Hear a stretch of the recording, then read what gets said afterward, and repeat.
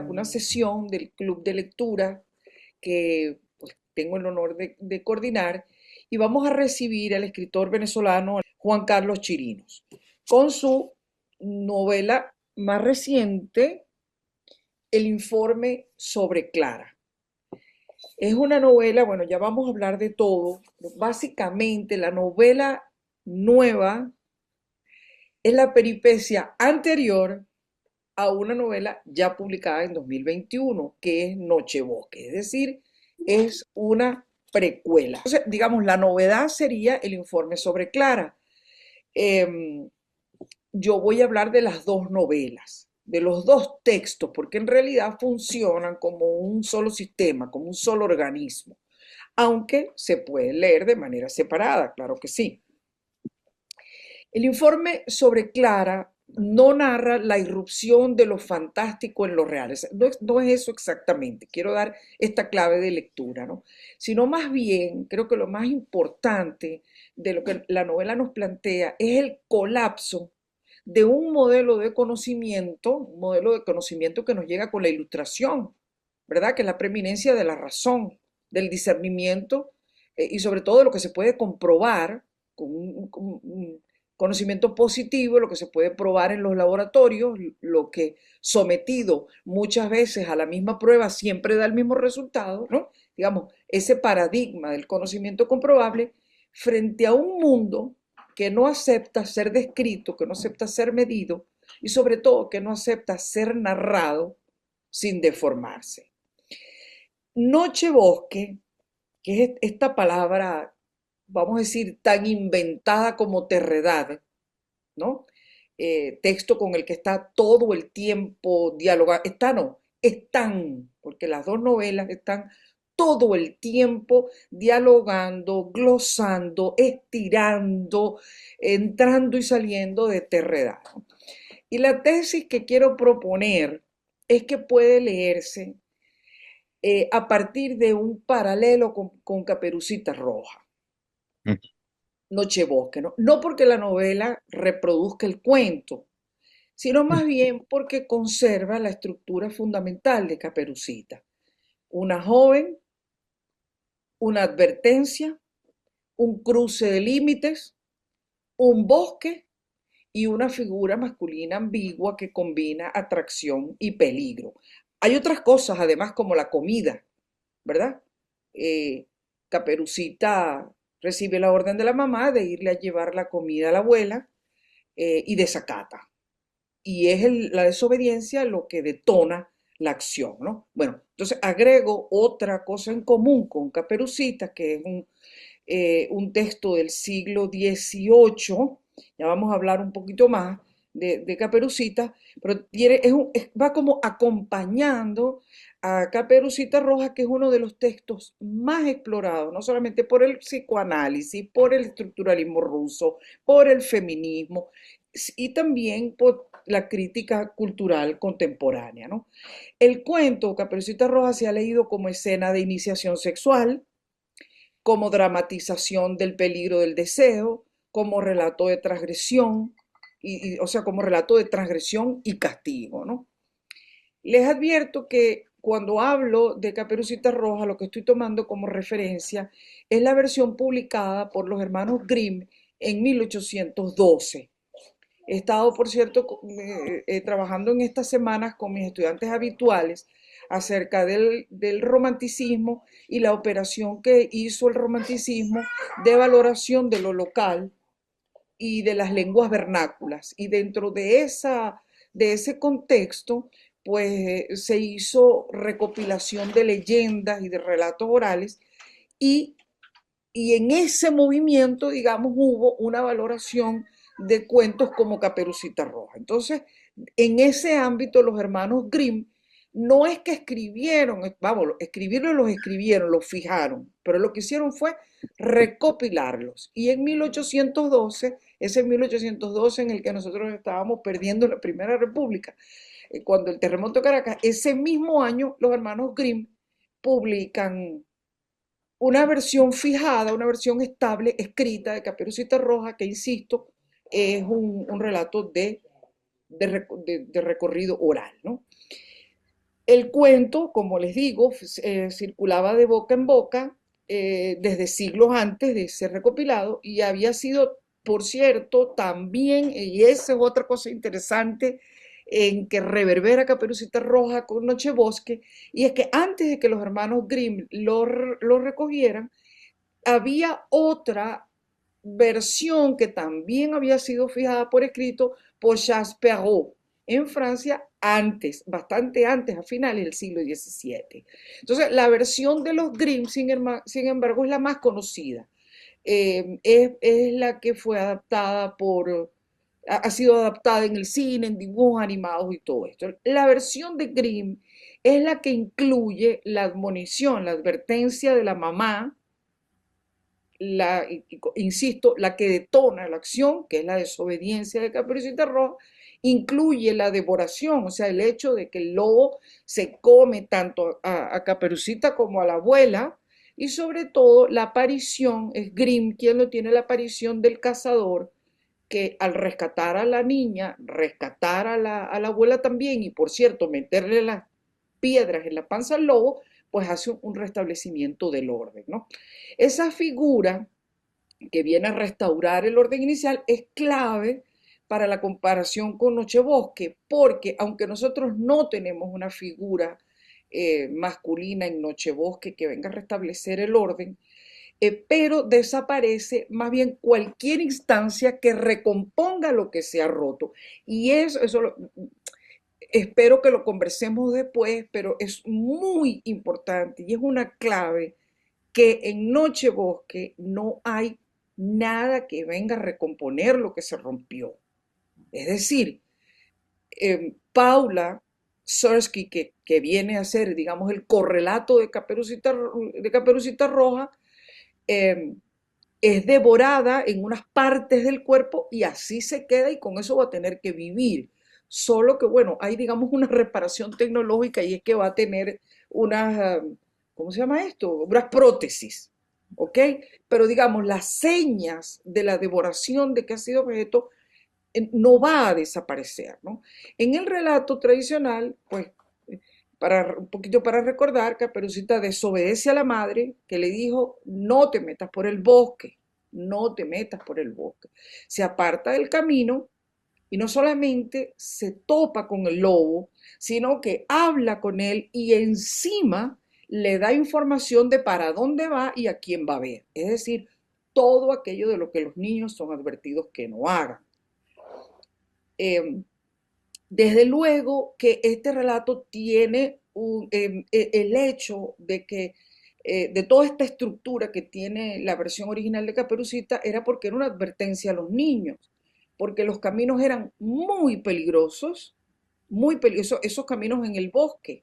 Bueno, el Quijote, que se publica en 1605, la primera parte, en una de las primeras salidas que hace ya el Quijote, encuentra que hay un jovencito que lo tienen amarrado y le están dando de palos, y es una escena que, bueno, después hay una explicación según la cual el jovencito es un empleado díscolo, un trabajador, digamos, díscolo, empleado es mucho decir, pero la verdad es que la escena tiene de mucha ambigüedad, de mucha ambigüedad.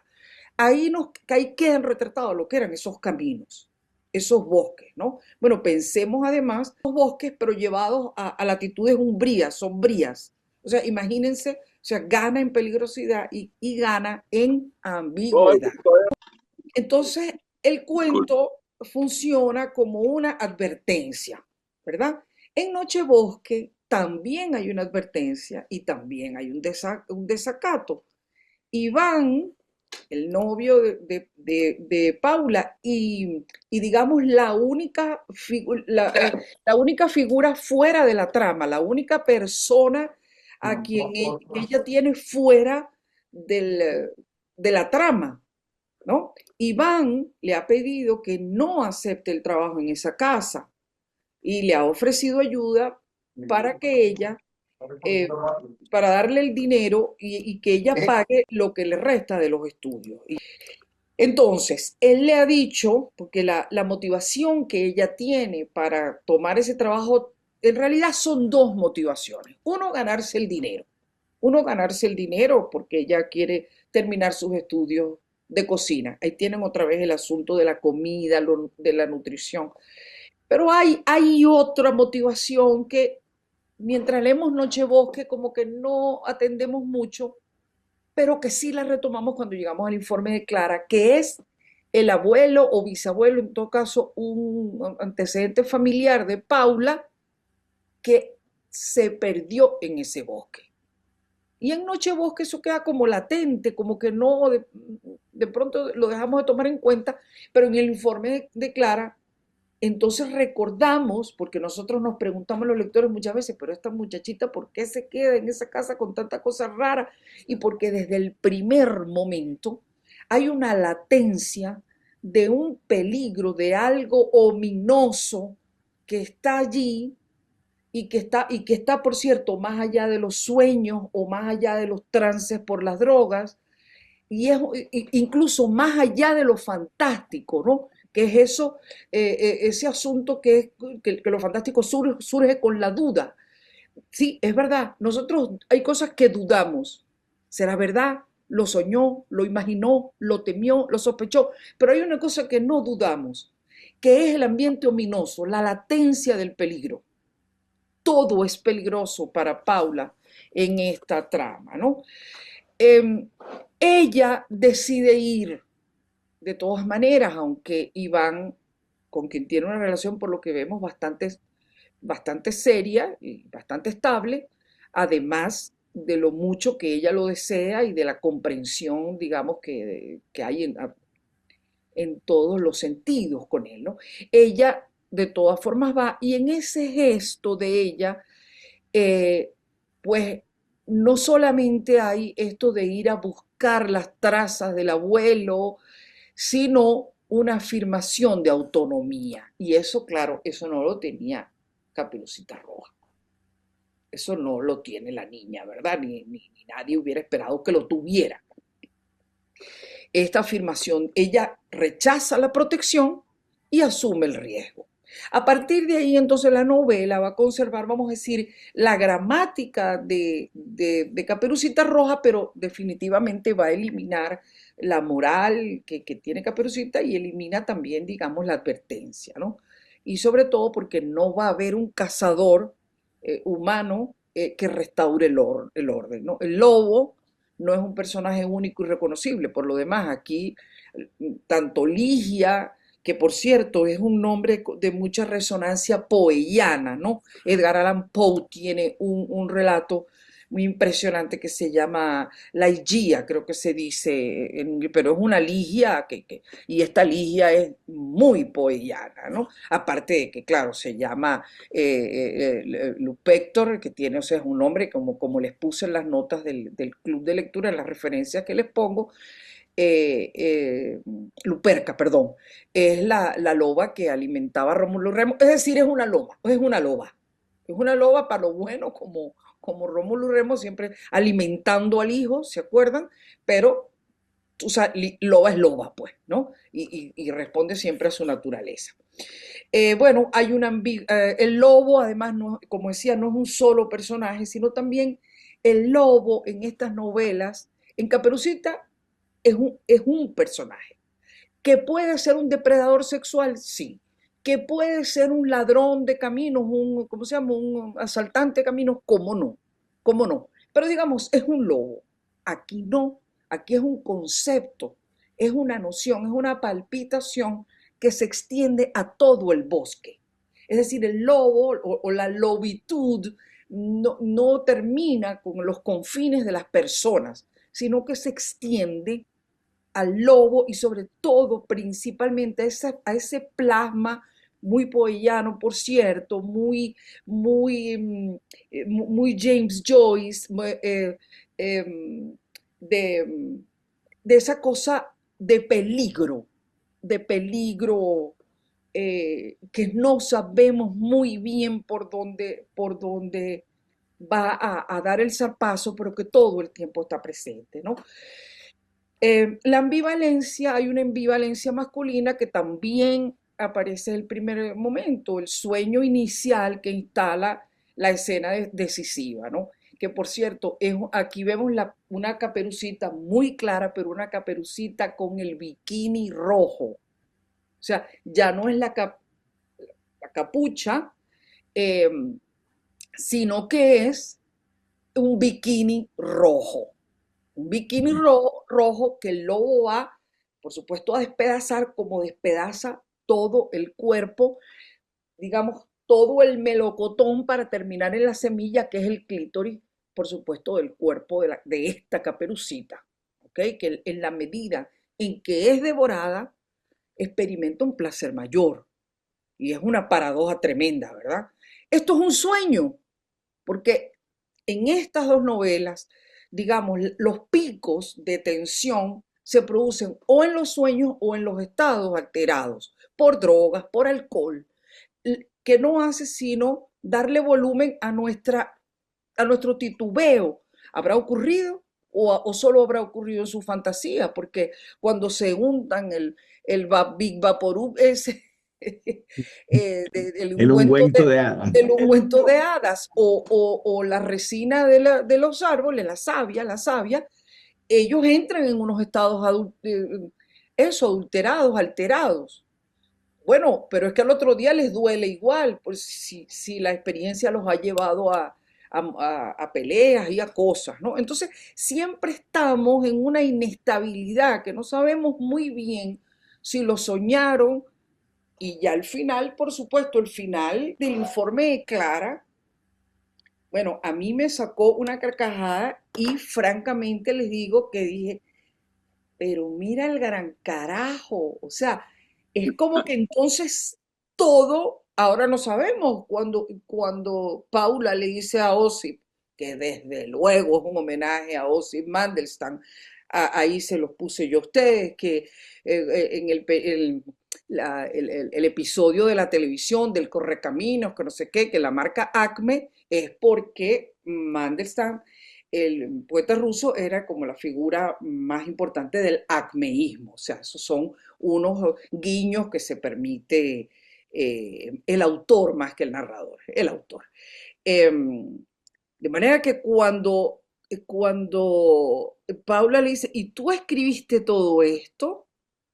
Entonces nos enteramos de que eso no lo escribió el etnógrafo, ni mucho menos Clara, lo escribió un supuesto niño de 11 años. ¿Qué pasa aquí? ¿Quién ha escrito todo esto? ¿Quién ha escrito todo esto? ¿Quién ensueña? ¿Quién es capaz de prefigurar todos estos mundos, no? Bueno, otras claves, a ver, entonces esto quiero insistir en que el lobo no es un personaje único, sino que es como una posibilidad que atraviesa, por cierto, todo lo masculino como categoría cultural. ¿De dónde saco esto? De que cuando Paula se da cuenta de que Osip, el niño del que ella es niñera, tiene como unas especies de reacciones, ya no de niño, sino más bien de adolescente, ella se alerta y dice algo o piensa algo así como uno más ante quien estar alerta, uno más de quien cuidarme. Entonces, la lobitud es todo lo masculino, incluido el bosque. Entonces, aquí la amenaza no es excepcional, no es episódica, sino que es estructural, es sistémica, ¿no? Sin embargo, la novela no se limita a repetir ese esquema hombre-depredador, porque tampoco podemos atrapar esta novela en esta otra lectura esquemática. La lectura es elusiva, casi como el clítoris, por cierto, ¿no? Es una cosa así como que no haya... Entonces, Iván no es solamente peligro, Iván también es quien advierte, un poco como Edipo, ¿no?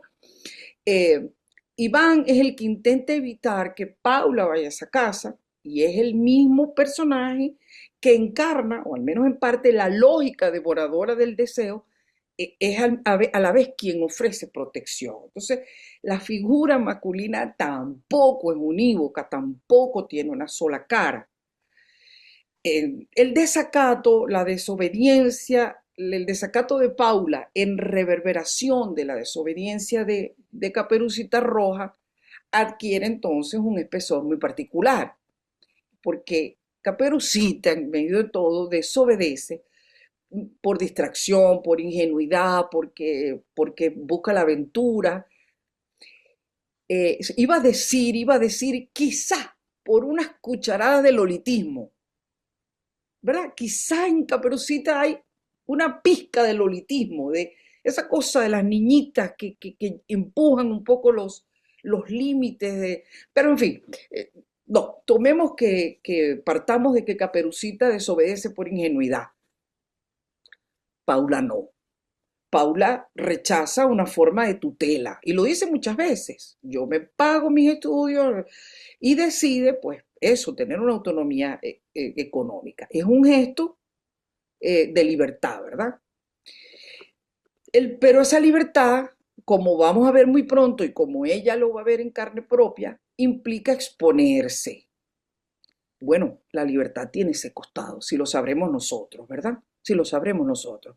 Esa es otra cosa, que esta novela es también elusiva, o sea, la novela es como un ciclista en la noche. Tú dices, tú hay cosas que tú dices, esto me resuena a la política de Venezuela, pero de pronto no. Oye, esto me Ok. pareció, pero de pronto no. Es un visto y no visto, ¿no? Así como un ciclista, yo me pareció un celaje, un celaje. Y hay cosas que resuenan, oye, esto me pareció como una alusión a la política, de pronto ya no está. En esto resulta muy decisiva la presencia de terredad. Yo les puse el libro para que lo recojan, lo recorran, el libro de Eugenio Montejo. En particular, por supuesto, el poema En el bosque. En ese poema se afirma, o más o menos se plantea, que en el bosque es pecado no tener raíz, no tener raíz. Esa es una de las lecturas políticas, ¿verdad? Ah, Lecturas políticas, bueno, de la migración y no tener ramas, ¿no? El que no es árbol queda en falta. Entonces, el bosque no amenaza, el bosque exige pertenencia, pero una pertenencia eh, como de control, de posesión, ¿no? Entonces, toda esta lógica atraviesa la novela. El bosque no es solamente un escenario de peligro, como lo es en Caperucita Roja. A ver, lo es, pero no solamente, sino que también se convierte en un espacio que mide el arraigo. He ahí otra vez la resonancia política. Paula no tiene raíz allí, pero es que tampoco tiene raíz aquí, ni allá, ni acullá, porque es Sorsky, es hija de la migración, de otra migración, ¿no? Ella es huésped en esa casa donde está. Ella trabaja como en la intimidad ajena, cocina para otros, cuida a un niño que no es hijo suyo, tiene una habitación que la tiene mientras trabaje allí, está en una casa que no es suya, de manera que la casa tampoco funciona como refugio estable, es un espacio de desarraigo, probablemente como el que habite el propio autor con todo y que tiene muchos años ya en España. Entonces, el paso al bosque no implica abandonar la seguridad, más bien implica intensificar una fragilidad que ya existía. Cuando Paula decide internarse sola, es decir, aplicarse el ungüento y cruzar el límite preceptivo, el que le han dicho que no, lo mismo que va a hacer después nuestro etnógrafo caraqueño, ella atraviesa un umbral que no le pertenece. No hay en el caso de ella una prohibición explícita, como sí la tiene él, pero sí un límite tácito. Es decir, desborda el rol asignado. Ella se mueve por deseo y por curiosidad. Bueno, ya sabemos cuántas veces eso ha costado muchísimo a los personajes. Entonces el bosque lo podemos leer en dos niveles simultáneos, no por nada. El autor ha necesitado un neologismo que es bosque, noche, dos niveles, perdón, noche, bosque, dos niveles simultáneos, porque no le bastó ni la palabra noche, ni la palabra bosque, o una frase, bosque nocturno, qué sé yo, no, no. Es porque bosque, noche, bosque, es el territorio del lobo, de la lobitud, como he dicho, ¿no? Y la mujer sabe que puede ser presa. No por nada, ella cuando sale a recorrer un poco como el camino que ha recorrido el padre de Osip, en ese momento ella no sabe cómo es que murió este hombre, ella, una de las cosas que teme es lo que teme toda mujer joven, por lo menos en nuestros países, que es la posibilidad de violación o de un asalto de esa naturaleza. Y eso es muy, muy familiar para cualquiera de nosotros. Hablo de nuestros países porque es lo que conozco, pues digamos, la sensación que me tocó a mí cuando estaba en esa etapa. Entonces, seguimos en esto, ¿no? El bosque, por eso, cuidado, todo esto son propuestas que tengo de lectura. Ya el autor irá, pues, para eso lo tenemos aquí.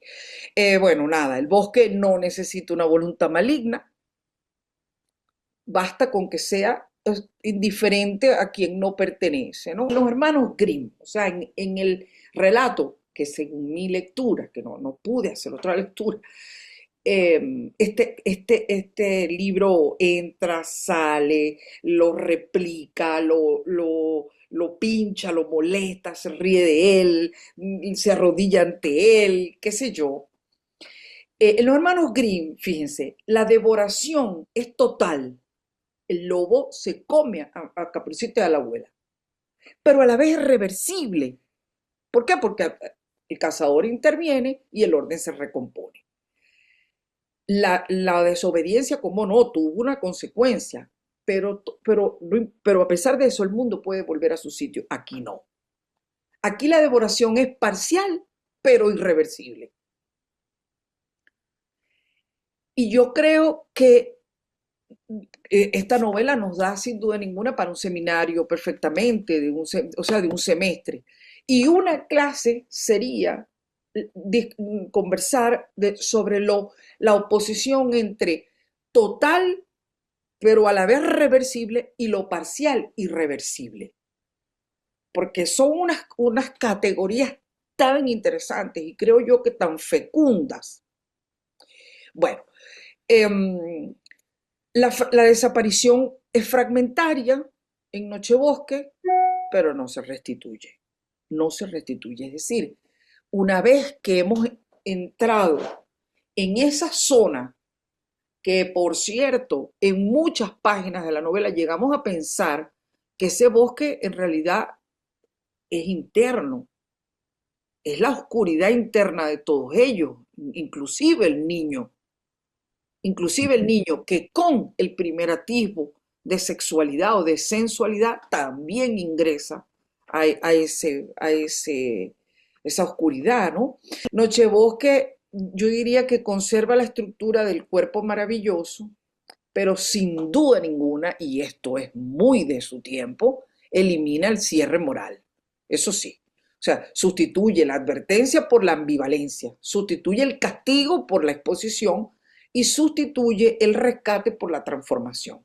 Una transformación que no siempre es para bien, no siempre es para bien. Y por cierto, algunos sucumben, incluso despedazados, pues, despedazados.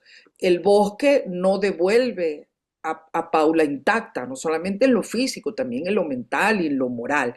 Bueno, habría otro montón de novelas que podríamos leer en esta, eh, nunca como simple novela fantástica, por supuesto que no, aunque haya aparición de criaturas extrañas, pero lo más importante es el derrumbe de una forma de conocer o de una aspiración de conocer, más bien. El colapso de un anhelo de conocer. Porque aquí, en esta novela, el horror, que lo hay, no nace exactamente de lo sobrenatural, sino de la imposibilidad de describir un mundo, insisto, que un mundo que es constantemente elusivo y no acepta ser explicado con categorías racionales. Yo diría, un mundo que si por algo se acerca a ser descrito es únicamente por la literatura. Yo apurándolo, es un libro que tiene una tesis, y es que nuestro mundo solo puede ser conocido por la literatura, porque otras formas no le alcanzan, pero ni de lejos, ni de lejos. Bueno, otra manera que me encantaría leer de otro que lo haga es estas novelas leídas desde la historia del arte o la crítica de arte, la exposición.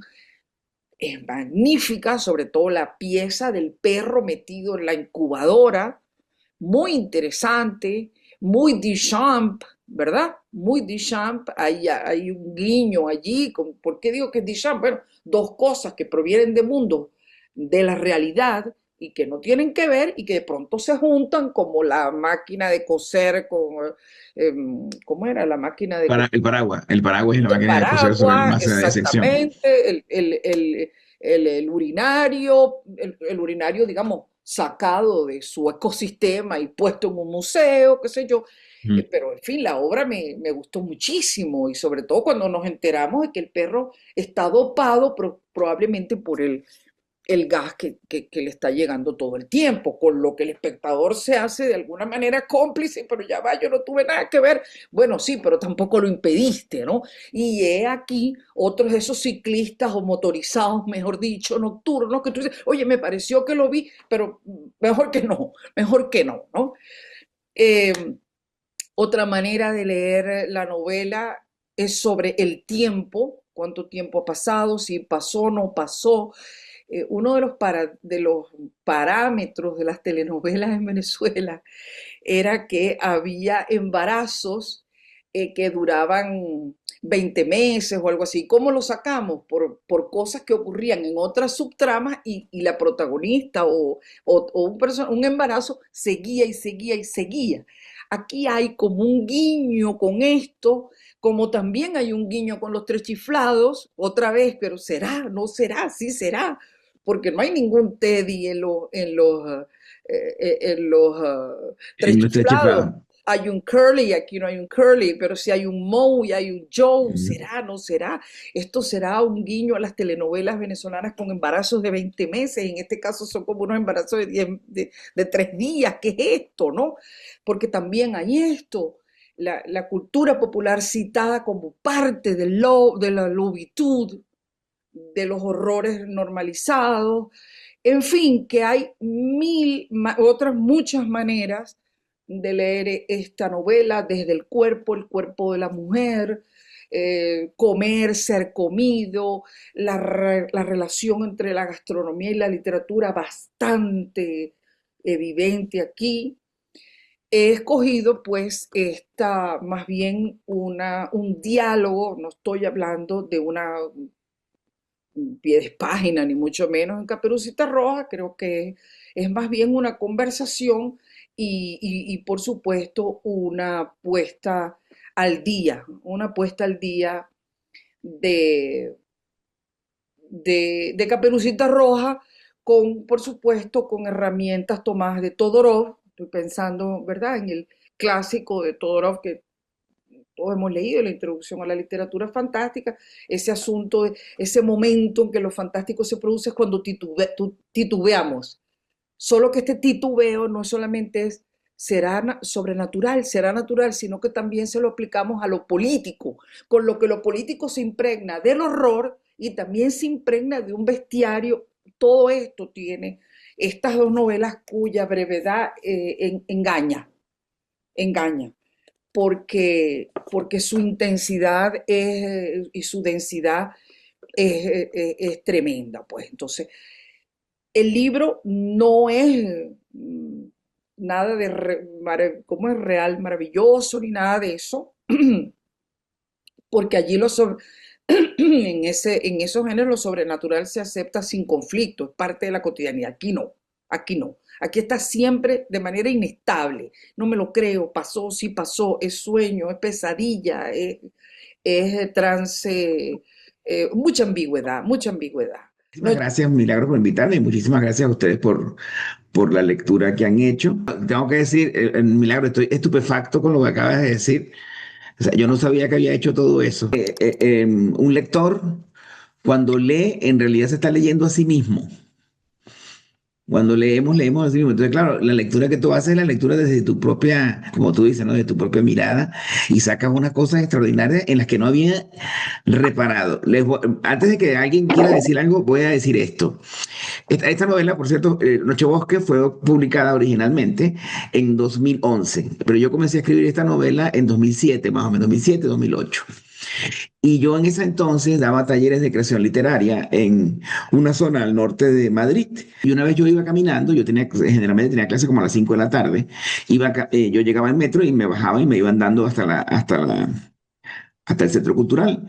Y caminando por ahí, entre esos árboles y todas esas cosas, como esa sombra que da, se me ocurrió una pregunta que es el origen de la novela, de Nochebosque y de toda la saga. La pregunta que se me ocurrió fue, ¿y si el lobo es la mamá? ¿Qué pasaría si el lobo es la mamá? Pensando en Caperucita Roja, que hay personajes, la mamá, la abuela, el lobo, y si la mamá y si en realidad la mamá es el lobo, entonces a partir de ahí se me ocurrió toda esta novela, una novela en la que la Caperucita fuera atrapada por la mamá, que en realidad es el lobo, que es Ligia Luperca, porque como bien dice el milagro, Ligia, si no me equivoco, significa blanco, ¿no? En griego. Luperca es el nombre de la loba, de Capitolina, la Luperca. Y no solamente ella es loba, sino sus amigos, sus dos amigos, sus tres amigos son lobos también.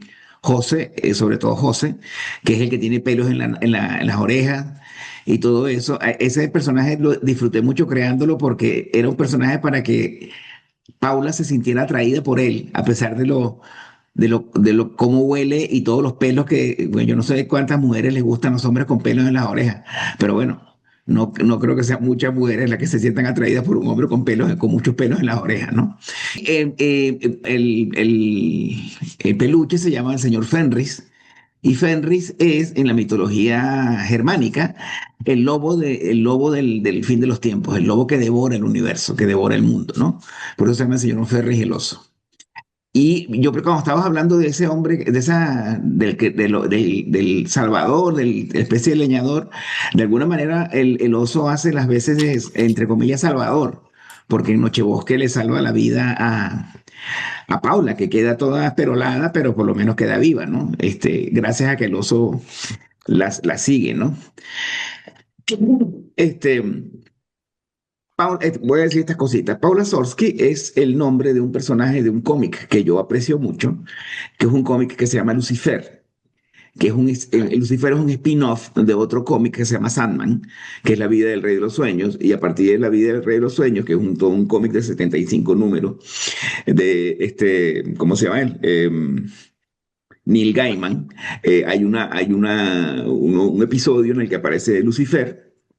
Y a partir del episodio en el que Lucifer abandona el infierno, o sea, se cansa de dirigir el infierno y se va. Se lo entrega al dios de los sueños, el infierno, y se va a vivir a Los Ángeles, monta un bar de jazz que se llama Lux y abandona el infierno, pero se lo regala a Sandman.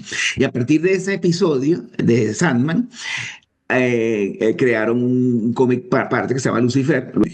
A mí me gusta mucho introducir elementos de la cultura popular, yo no le llamaría cultura popular, sino de la cultura en la que nosotros vivimos. Televisión, cine, cómics, dibujos animados, telenovelas, todo lo que podría estar incluido en lo que llama García Canclini las culturas híbridas, toda esa cosa popular.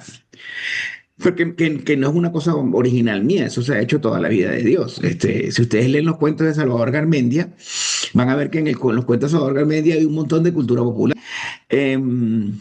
La presencia de Eugenio Montejo tiene una explicación, digamos, genealógica, como dicen los críticos literarios, que es que yo he sido un lector de Montejo empedernido, por lo menos desde el principio de los años 90, gracias a haber trabajado con un poeta venezolano ya fallecido, que se llamaba Harry Almela. No sé si ustedes lo conocen y se han leído Harry Almela, que para mí es uno de los grandes poetas venezolanos de la segunda parte del siglo XX. Yo trabajé un tiempo con Harry, trabajamos juntos en un proyecto y era un muy gran, bueno, tú lo conociste, Milagro, Harry era un grandísimo lector de poesía. Había leído toda la poesía, bueno, una de las personas que yo he conocido que ha leído toda la poesía del mundo. Tenía un conocimiento enorme de poesía. Y él me enseñó a mí a leer poesía venezolana.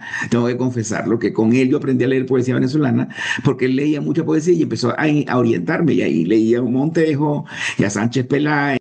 Y mi primera novela que la publiqué en el año 2004, pero la escribí como en el 98 o así, se llama El niño malo cuenta hasta 100 y se retira, que es un verso de Ana Enriqueta Terán. Y la novela, esa novela, primera novela, es una especie de homenaje a la poesía venezolana y está escrita, la inspiración para esa primera novela mía es un poema de Eugenio Montejo que se llama Los árboles, que es el primer poema de un libro de Eugenio maravilloso que se llama Algunas Palabras.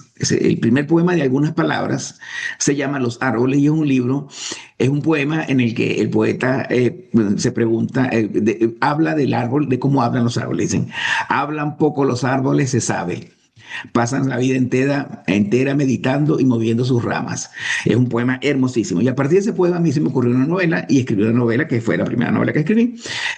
Y entonces cada vez que escribo una novela, procuro, intento y busco la manera de introducir uno o dos poemas de Eugenio o un verso o alguna. De hecho, en la primera novela, en El Niño Malo, Eugenio es un personaje. Eugenio es el abuelo de la protagonista. Es un venezolano que llega al norte y se lía con la abuela de la protagonista y tienen una hija y esa hija tiene a la protagonista. Entonces, Eugenio es una presencia como que se recuerda con mucho cariño, la nieta lo recuerda con mucho cariño. Yo cuando iba a publicar la novela, hablé con Eugenio, me tomé un café con él, fue la única vez que me lo vi en Caracas, porque yo lo conocí fue en Salamanca. Y para pedir permiso para meter un poema, para meter esos poemas, para meter esos fragmentos, y me dijo que sí. Bueno, si su viuda me demanda, por lo menos tengo el testimonio. No tengo firma, pero por lo menos sé. Bueno, pero es que para mí, Eugenio Montejo yo lo llamo siempre el dios pan de la literatura venezolana, de la poesía venezolana, porque es un poeta telúrico, un poeta de la naturaleza. Un poeta pánico, un poeta en el que la naturaleza tiene muchísima fuerza y es muy importante, y es el contraste perfecto de la ciudad. Entonces, para mí me ha servido muchísimo para lo que yo he escrito. Noche Bosque se llama Noche Bosque porque yo soy, desde los años 80, eh, digamos que unos amigos y yo hemos sido muy fanáticos de una escritora estadounidense maravillosa que no sé si ustedes han leído, que se llama Juna Barnes. D-J-U-N-A Barnes, Juna Barnes. Ella tiene una novela que en español se llama El bosque de la noche, pero en inglés esa novela se llama Nightwood, es una sola palabra, Nightwood. Entonces yo lo que hice fue traducir literalmente la palabra Nightwood, que literalmente, traducida literalmente es noche bosque, pegado. Entonces por eso le puse Noche Bosque. No tiene nada que ver con la novela. O sea, mi novela Noche Bosque no tiene nada que ver con El Bosque de la Noche, que se la recomiendo, por cierto. Es una novela oscura y hermosísima, como no sé, tú la conoces también, Milagro, ¿no? Y los cuentos de Duna Barnes están publicados en Monte Ávila. Los dos libros están publicados en Monte Ávila. Hagamos un sentido recuerdo siempre de Monte Ávila Editores, que es una de las editoriales de América que ha publicado las cosas más importantes de la literatura occidental. O sea, yo como homenaje a Juna Barnes, que es nuestra madre protectora, una de nuestras madres protectoras de la literatura, le puse Nochebosque. Y creo, mientras hablabas tú, Milagro, yo pensaba, claro, inconscientemente, un escritor va agarrando elementos cuando está escribiendo un libro, de aquí, de allá, y si tiene, digamos, la nuez original, el meollo, el núcleo, el corazón de lo que quiere decir, todo lo que va agarrando tiene que ver con ese núcleo. Entonces, cualquier cosa que yo agarre, siempre tengo la confianza de que si lo estoy agarrando es por algo. Si agarro un poema de Montejo es porque tiene que ver con el libro que estoy escribiendo. Si agarro el título Nochebosque, Paula Sorsky, el señor Fenris, todo tiene que ver con. Me gusta hacerlo de tal manera que cualquier lector que lea mi novela o alguna novela mía, lea y se entere de lo que está leyendo aunque haya elementos que le pasen por encima.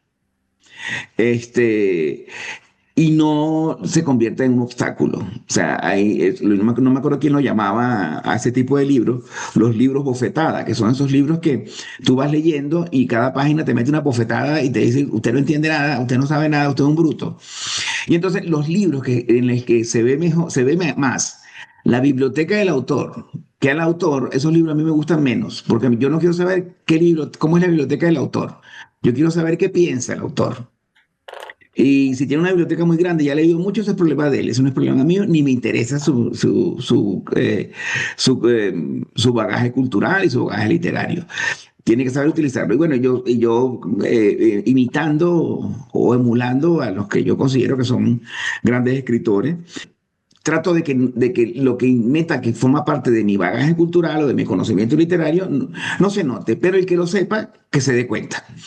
Si alguien lee una referencia, como tú dices, como tú hiciste, Milagro, una referencia, pues la ve allí. El perro ese del que hablabas, el lebrel que está metido dentro de una incubadora, de fibra de vidrio, es eso, ese símbolo, digamos, como surrealista o dadaísta, pero también es una obra que existe realmente, que es una obra de José Antonio Hernández Díez, el artista venezolano, que lo expuso en la Fundación Celar.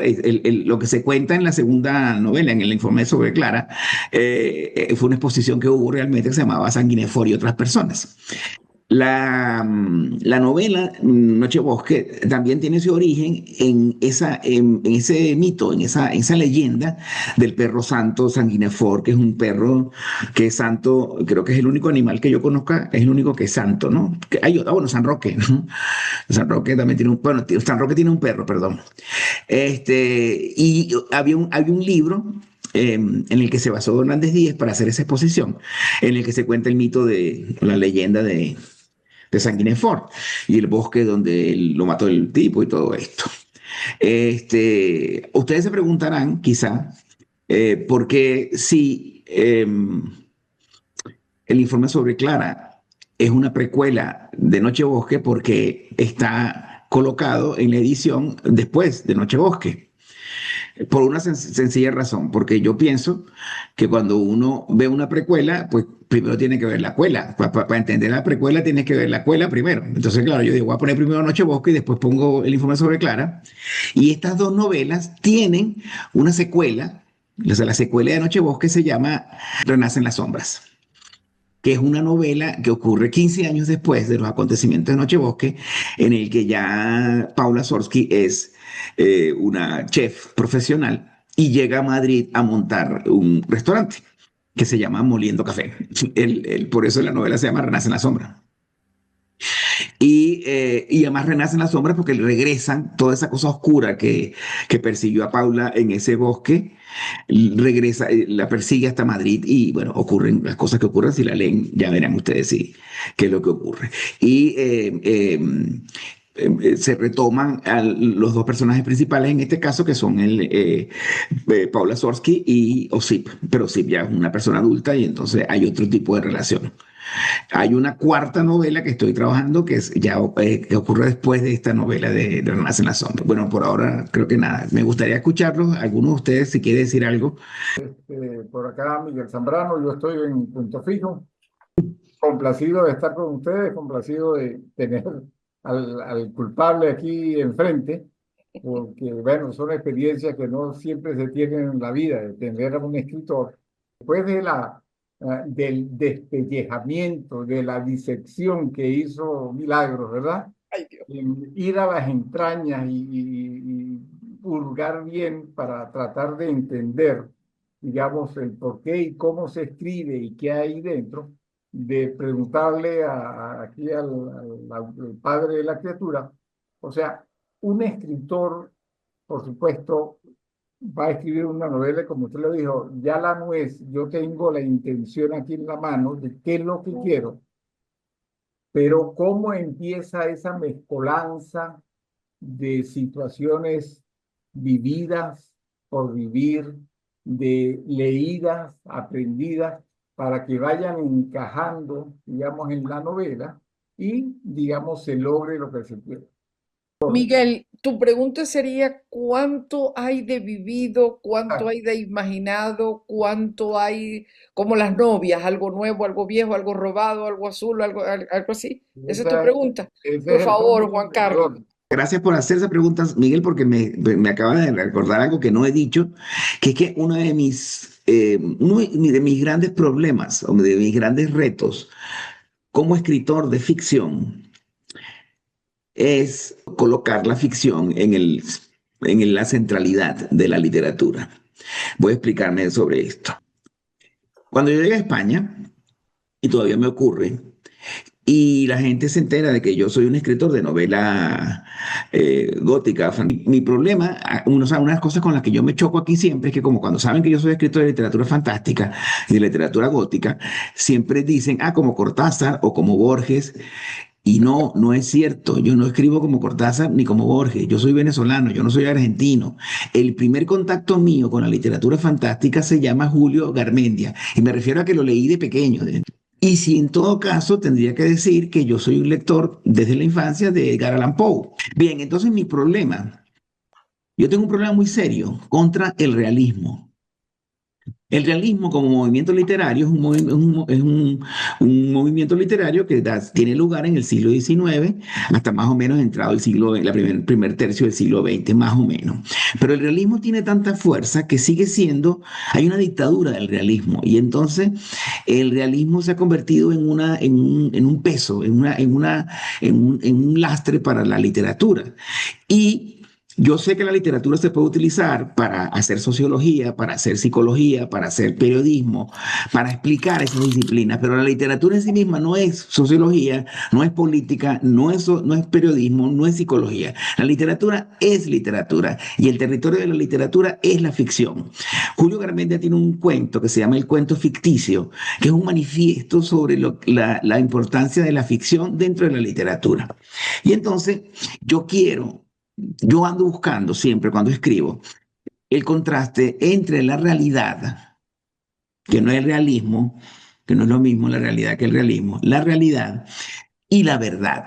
En la segunda novela, en el informe sobre Clara, hay una especie de reflexión sobre qué es verdad y qué es realidad. Y ahí hay una lucha entre una cosa y otra.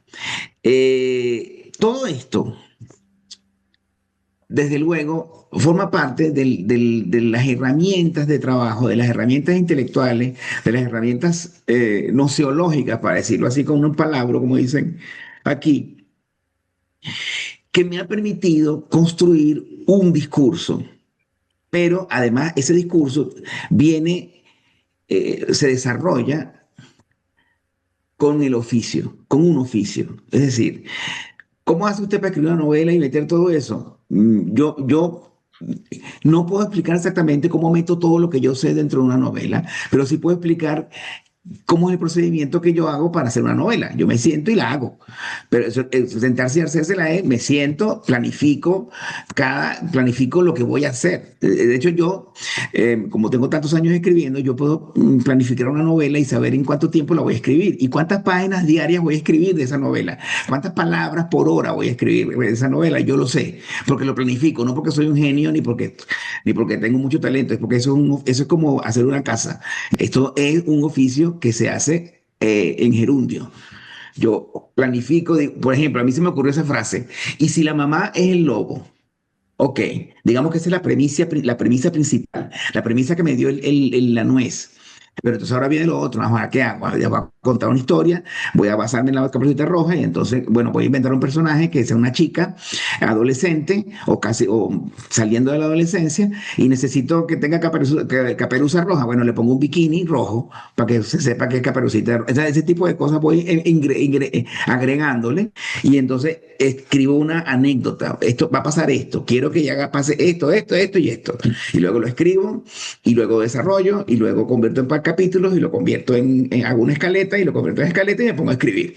Y voy modificando a medida que voy haciendo. Yo te pediría, Juan Carlos, que nos explicaras que tú planificas muy bien en cuánto tiempo lo haces, cuántos días por semana trabajas, qué horas trabajas, cuántas palabras o cuartillas en promedio haces cada día.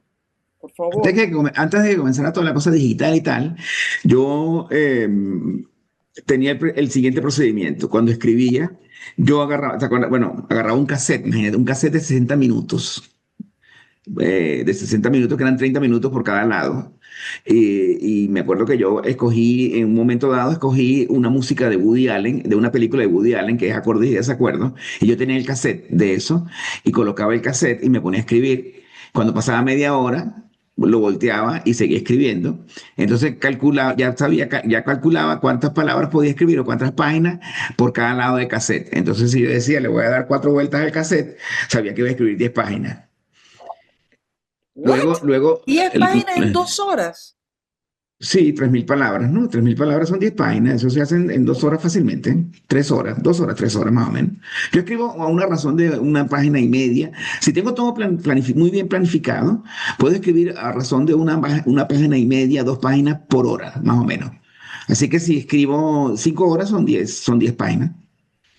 Y si lo hago 5 veces, de lunes a viernes, son 5 por 5, 25, 25 horas. Digamos que son 3 páginas, 2, 4, 6, somos como casi 100 páginas en una semana. Con lo cual, si me piden una novela de 300 páginas, le digo, bueno, en 2 meses la tengo escrita. Es una cuestión completamente... Yo debo decir con muchísima vergüenza que no tengo ningún espíritu romántico ni idílico ni ninguna tontería de esa. Yo no creo en el bloqueo del escritor, eso es mentira. Yo creo en la pereza y en la procrastinación, pero el bloqueo del escritor no existe. Eso es como si usted le preguntara a un obrero que está haciendo una casa si tiene bloqueo de obrero. No, usted lo que no quiere es poner los ladrillos, que es distinto. Yo suelo trabajar unas 6 horas diarias, de 9 de la mañana a 3 de la tarde. Aquí en España ya saben que uno almuerza como a las 3. Entonces yo desayuno y desde las 9 hasta las 3 que voy a almorzar, me siento a escribir. Entonces, si ya tengo todo preparado, estoy seguro de que en esas 6 horas puedo producir unas entre 5 y 10 páginas. Entonces, quiere decir que en 5 días tengo 50 páginas, en 2 semanas tengo 100 y en 4 semanas tengo 200 páginas. Eso ya es una novela y ya está listo. Y claro, y entonces comienza el trabajo el más duro. El trabajo más duro de la escritura es el que viene después, el de la corrección. Porque eso es aburridísimo y porque eso implica sentarse a pensar qué hizo. Por eso a mí me gusta mucho, y hay escritores que no lo hacen, me gusta mucho planificar previamente todo lo que voy a hacer. Porque si yo me siento y escribo así sin planificar nada, sé que después voy a tener doble trabajo, porque voy a tener que volver a leer y saber qué es lo que estoy, para saber qué fue lo que hice. Si ya lo he tenido planificado, sé más o menos dónde están los errores. Tiene la palabra Margarita Wojciechowski y después Ana Tetner. Por favor, Margarita. Sí, Adelante, querida. Juan Carlos, veo que tú tienes una relación con la tecnología para poder escribir, ¿no? Por lo que te pregunto, ¿qué piensas tú de la IA para un escritor? en principio, a mí me parece que la tecnología es siempre, por definición, beneficiosa. Es decir, nosotros, si usted agarra un lápiz y un papel, usted está utilizando un instrumento tecnológico para comunicarse. Y de hecho, la lengua, lo que estamos haciendo ahorita, hablar, es un dispositivo tecnológico. Esto no es un dispositivo, no es natural. Lo que es natural es el lenguaje, pero la lengua no. La lengua es un dispositivo tecnológico que lo hemos diseñado de tal manera para poder comunicarnos. Porque si no, las abejas tendrían lengua. Las abejas tienen lenguaje y las hormigas tienen lenguaje. El lenguaje de las hormigas es químico. Ellos se comunican por los olores, se comunican las hormigas. Pero nosotros nos comunicamos con un instrumento, con un dispositivo, digamos, como un software que hemos inventado nosotros, que es el habla, que es la lengua. Entonces, desde a partir de esto, no puedo sino estar contento con la inteligencia artificial. Ayer leí un post de un agente literario muy famoso argentino que se llama Guillermo Shavelson, en el que él habla de la inteligencia artificial y cómo está afectando a los escritores y al mundo editorial, que los escritores y el mundo editorial van a desaparecer por culpa de la IA, porque la IA está escribiendo novelas completas. Eh, ahí hay dos falacias. Primero, que existan fábricas que hacen cerámica, que hacen cuencos de cerámica y pocillos, este bicho, esta taza que está hecha con una máquina, no hace que desaparezcan los alfareros, ni la alfarería ni los ceramistas. Eso, eh, la mamá de María Eugenia Esté, ¿cómo se llama ella? La ceramista, la señora Esté, no desaparece porque exista una fábrica de cerámica. Esa es la primera falacia. Segunda falacia. Elsa. No, señor. Ah, Elsa Esté, que vive aquí ahorita en Madrid. Segunda falacia. Lo siento, señor Shaverson. Lo que va a desaparecer es el mundo editorial, lo que podría desaparecer, y lo que van a desaparecer son los agentes literarios, las editoriales, las imprentas, pero los escritores nunca, nunca van a desaparecer, porque un escritor no necesita del mundo editorial para escribir. Un escritor necesita lápiz y papel o un soporte para escribir. Que lo leen 2 millones de personas, o 5, o nadie, no importa, sigue siendo escritor. Cicerón, que es uno de los grandes oradores, uno de los grandes escritores de la República, de los finales de la República Romana, él tenía, digamos, una editorial, su editorial, entre comillas, era su mejor amigo, Ático, Pomponio Ático, que era, digamos que Cicerón escribía un discurso de esos que decían el Senado, las Catilinarias, por ejemplo, y lo que hacía Cicerón es que le enviaba una copia a su amigo del alma Ático, que era requete millonario, y entonces Ático tenía una especie de taller de escritura, de escribidores, que empezaban a hacer copias a mano del discurso de Cicerón para repartirlo por toda Roma. Bueno, ¿por toda Roma a quién? A los otros senadores, por supuesto, a Julio César y a Pompeyo y a Marco Antonio, porque esos eran los lectores, los esclavos no leían, no sabían leer. Entonces, él tenía su mundo editorial. El mundo editorial de Cicerón eran esos, y se convirtió en un tipo muy famoso. Entonces, la inteligencia artificial es dañina en la medida en que cualquier cosa que hace el ser humano es beneficiosa o es perjudicial. Depende del uso que usted le dé. Las redes sociales son peligrosas y son perjudiciales si usted no sabe utilizarlas y usted no tiene la capacidad para utilizar las redes sociales. Pero son beneficiosas si usted sabe utilizarla y utiliza YouTube para escuchar ópera, por ejemplo. Hay un canal de ópera en YouTube que se llama Ópera Visión, que es un canal maravilloso porque estrenan una ópera en el Metropolitan de Nueva York o en el Albert Hall, y esa cuenta lo graba y la pone durante 3 meses gratis. Entonces usted puede ver El Barbero de Sevilla montada en París. Durante 3 meses tiene chance de sentarse un sábado a ver eso. Y yo vi los nivelungos completos hechos en Holanda durante la pandemia, porque lo pusieron abierto, y tuve por fin la oportunidad de ver el Anillo del Nibelungo completo, las 4 óperas.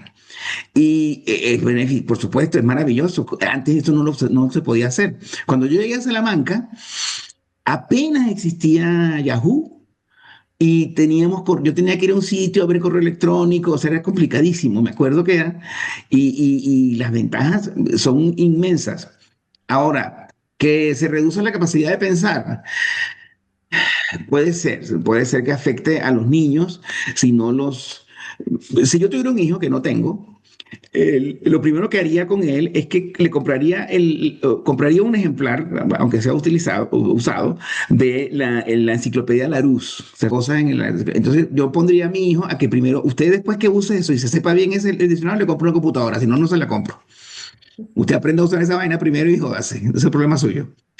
Porque hay ciertas habilidades, como la escritura, la lectura lenta, que hay que adquirir antes de pasar a otras instancias. Pero eso ya tiene que ver con el proceso pedagógico, no con el hecho tecnológico en sí. O sea, la inteligencia artificial no es malvada en sí misma. Lo que es perjudicial es la utilización que usted haga de eso. Tiene la palabra Anita Tedmer, por favor, Anita. Gracias, maestra. Bueno, muchísimas gracias, Juan Carlos, por esta oportunidad de conocer tu obra.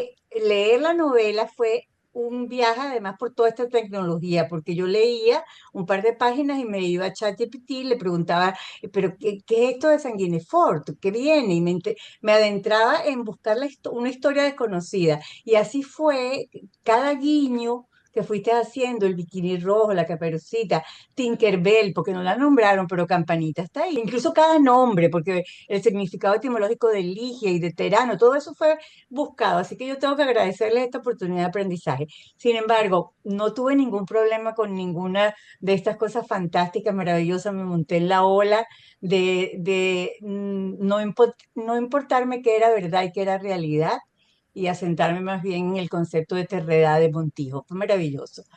Sin embargo, Qué hubo un bueno. momento que te tengo que decir que como lector me perdí la confianza en el escritor, esa confianza implícita que me permite creerte todo lo demás. Y era fíjate tú, cuando Paula cargaba a Osip, un tarajayo de 11 años que ya está teniendo pelusas y pelos y no sé qué, y se lo agarraba y se lo echaba en el lomo, mi amor, y lo subía por la escalera para el cuarto. Eso no puede ser. Yo tengo No, pero es mis que hijos, es todos los flaquito, nietos, pero es y a que los Osip es 8 o flaquito. 9 años ya tú no cargas a nadie.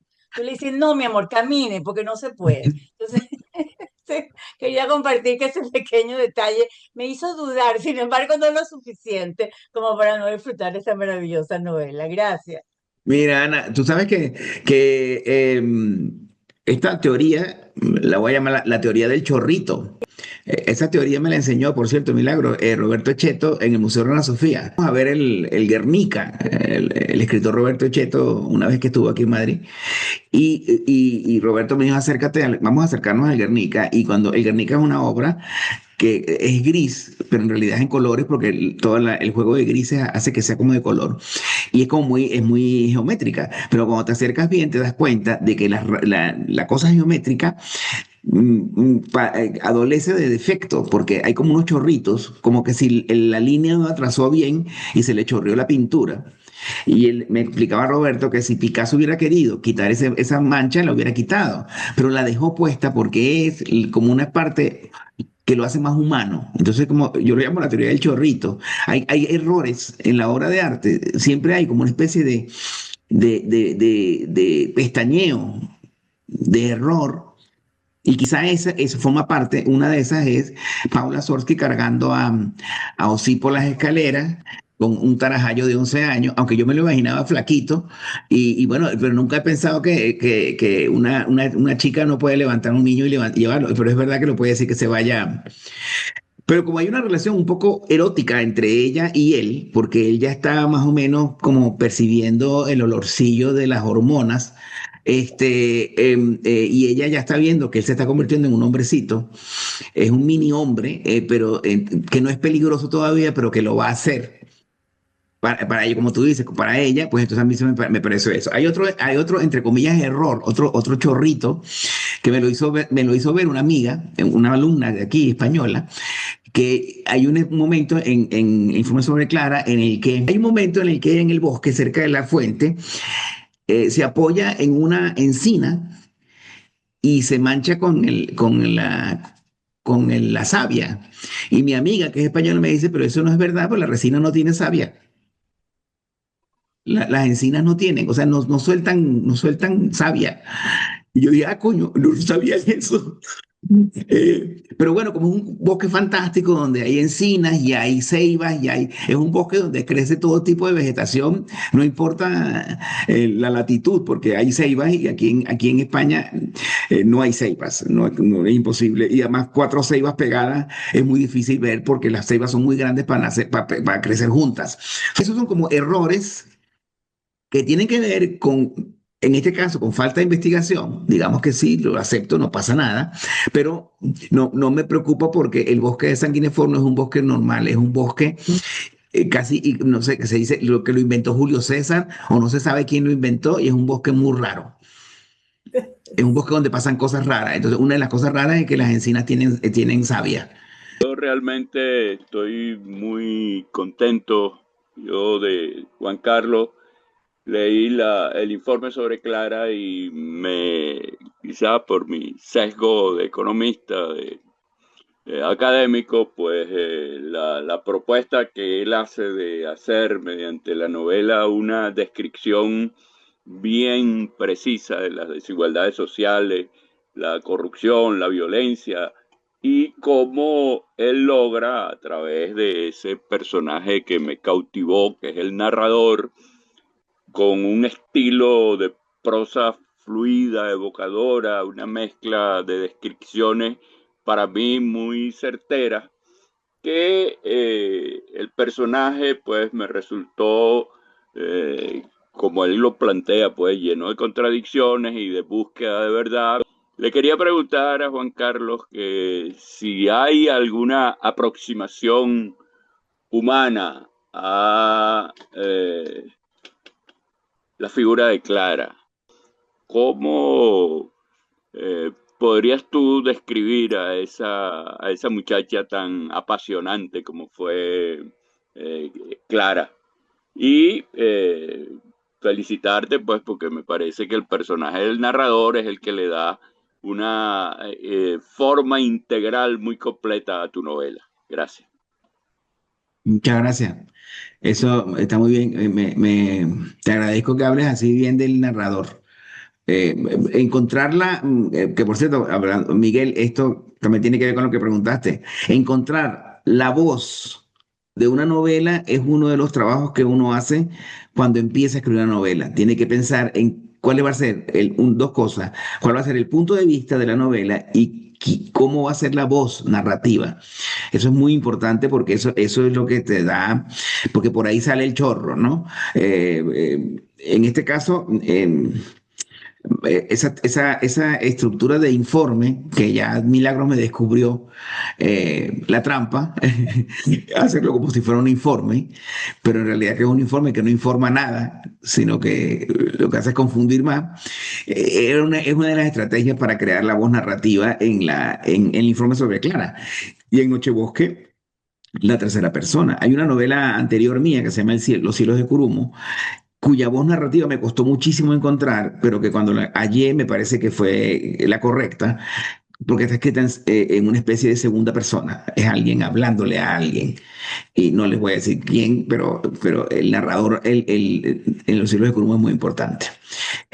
Sobre Clara, del informe sobre Clara, bueno, Clara realmente es como la palabra ligeia, significa blanco. En la segunda novela se llama Clara porque el personaje es Ligia. Aslani es el papá de Osip y Ligia es su madre, que es la que después va a contratar, o sea, viuda.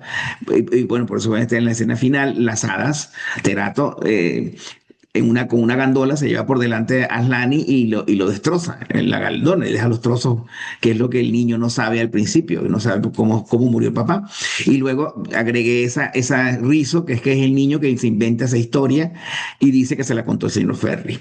Entonces Clara, o sea, Oligia, es un personaje para mí inspirado en lo que sería la madre de la Caperucita Roja convertida en lobo. O sea, es la respuesta a esa pregunta y primigenia.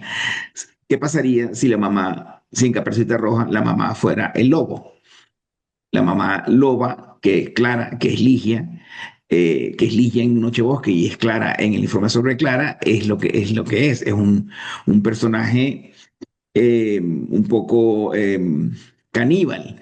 Pensé un poquito, en algún momento, Antonio, pensé, o me inspiré, o me sirvió de estímulo, dos personajes de una novela que a mí me gusta mucho, muy breve, de una novela de la escritora francesa Irene Nemirovsky, ¿no? La que escribió Suite Francesa. Ella tiene una novelita breve, una novela que les recomiendo, que es extraordinaria. Esa novela se llama El baile. Mm, Y es bueno, una novela maravillosa, de la que han hecho como dos o tres películas, me parece a mí, del baile. Y la relación entre la madre y la hija en esa novela es conmovedora y impresionante.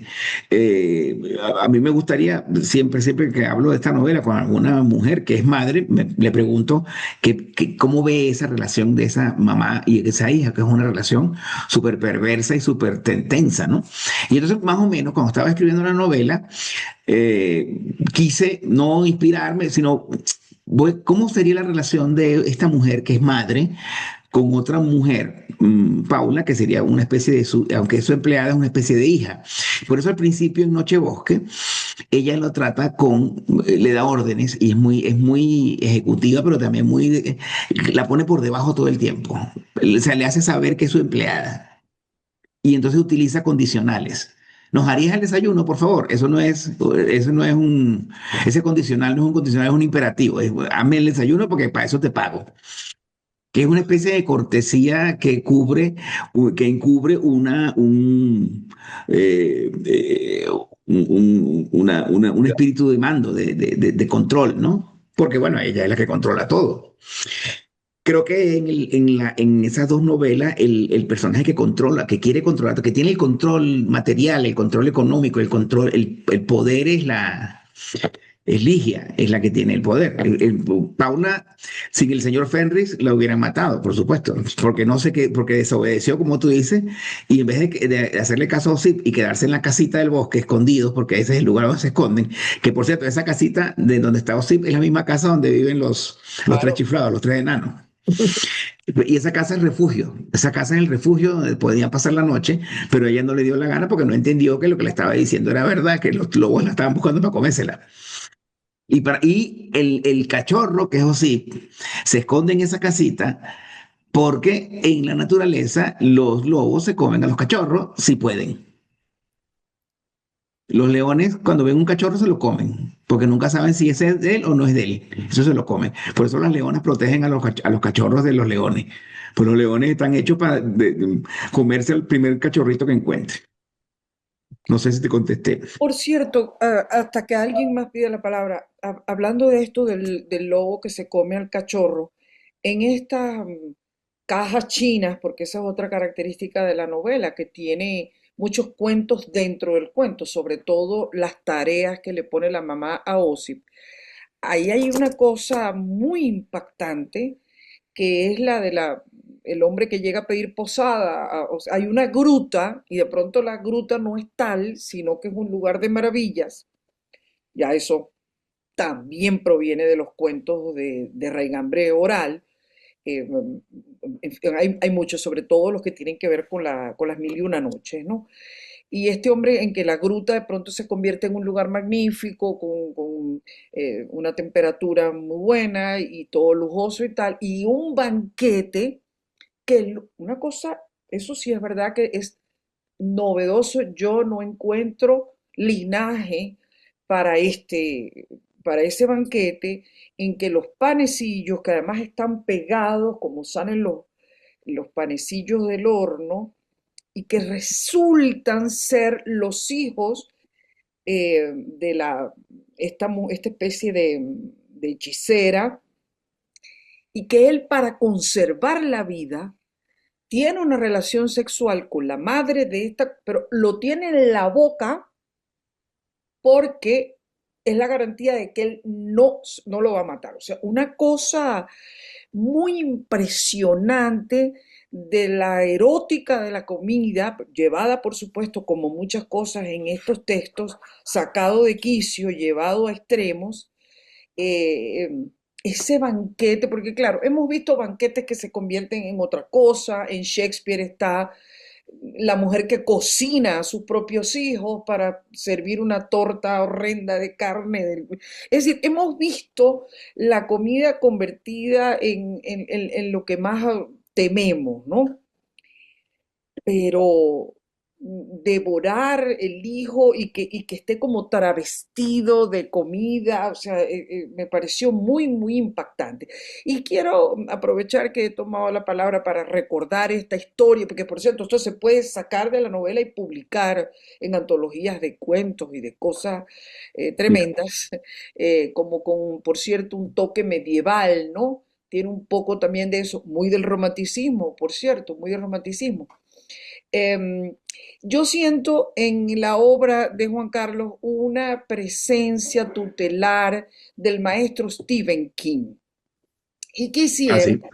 a la luz de eso que él ha dicho, de que no, bueno, que la literatura es un trabajo y que, bueno, esa cosa que no se la creo ni por un instante, por cierto, No, no, Quisiera, no dije trabajo, dije un oficio. Cuidado, que es distinto. exacto, un oficio y que no tiene nada de que comprometa algo más que la planificación o la agenda, qué sé yo.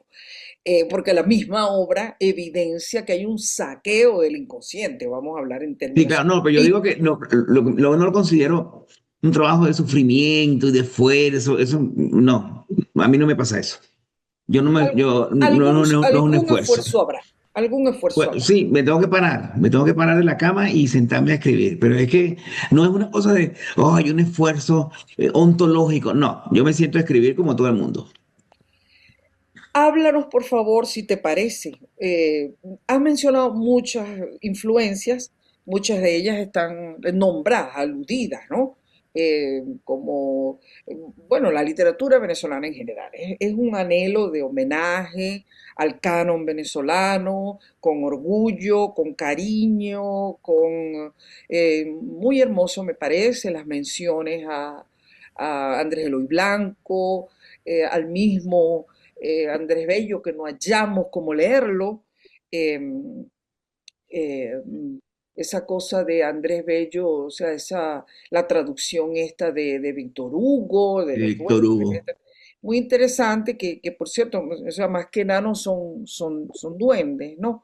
un Más que duende. en el caso de Blancanieves, que por ahí algo mencionaste que también tuvo como un celaje así de Blancanieves, con los enanos que son más que enanos, pues son duendes.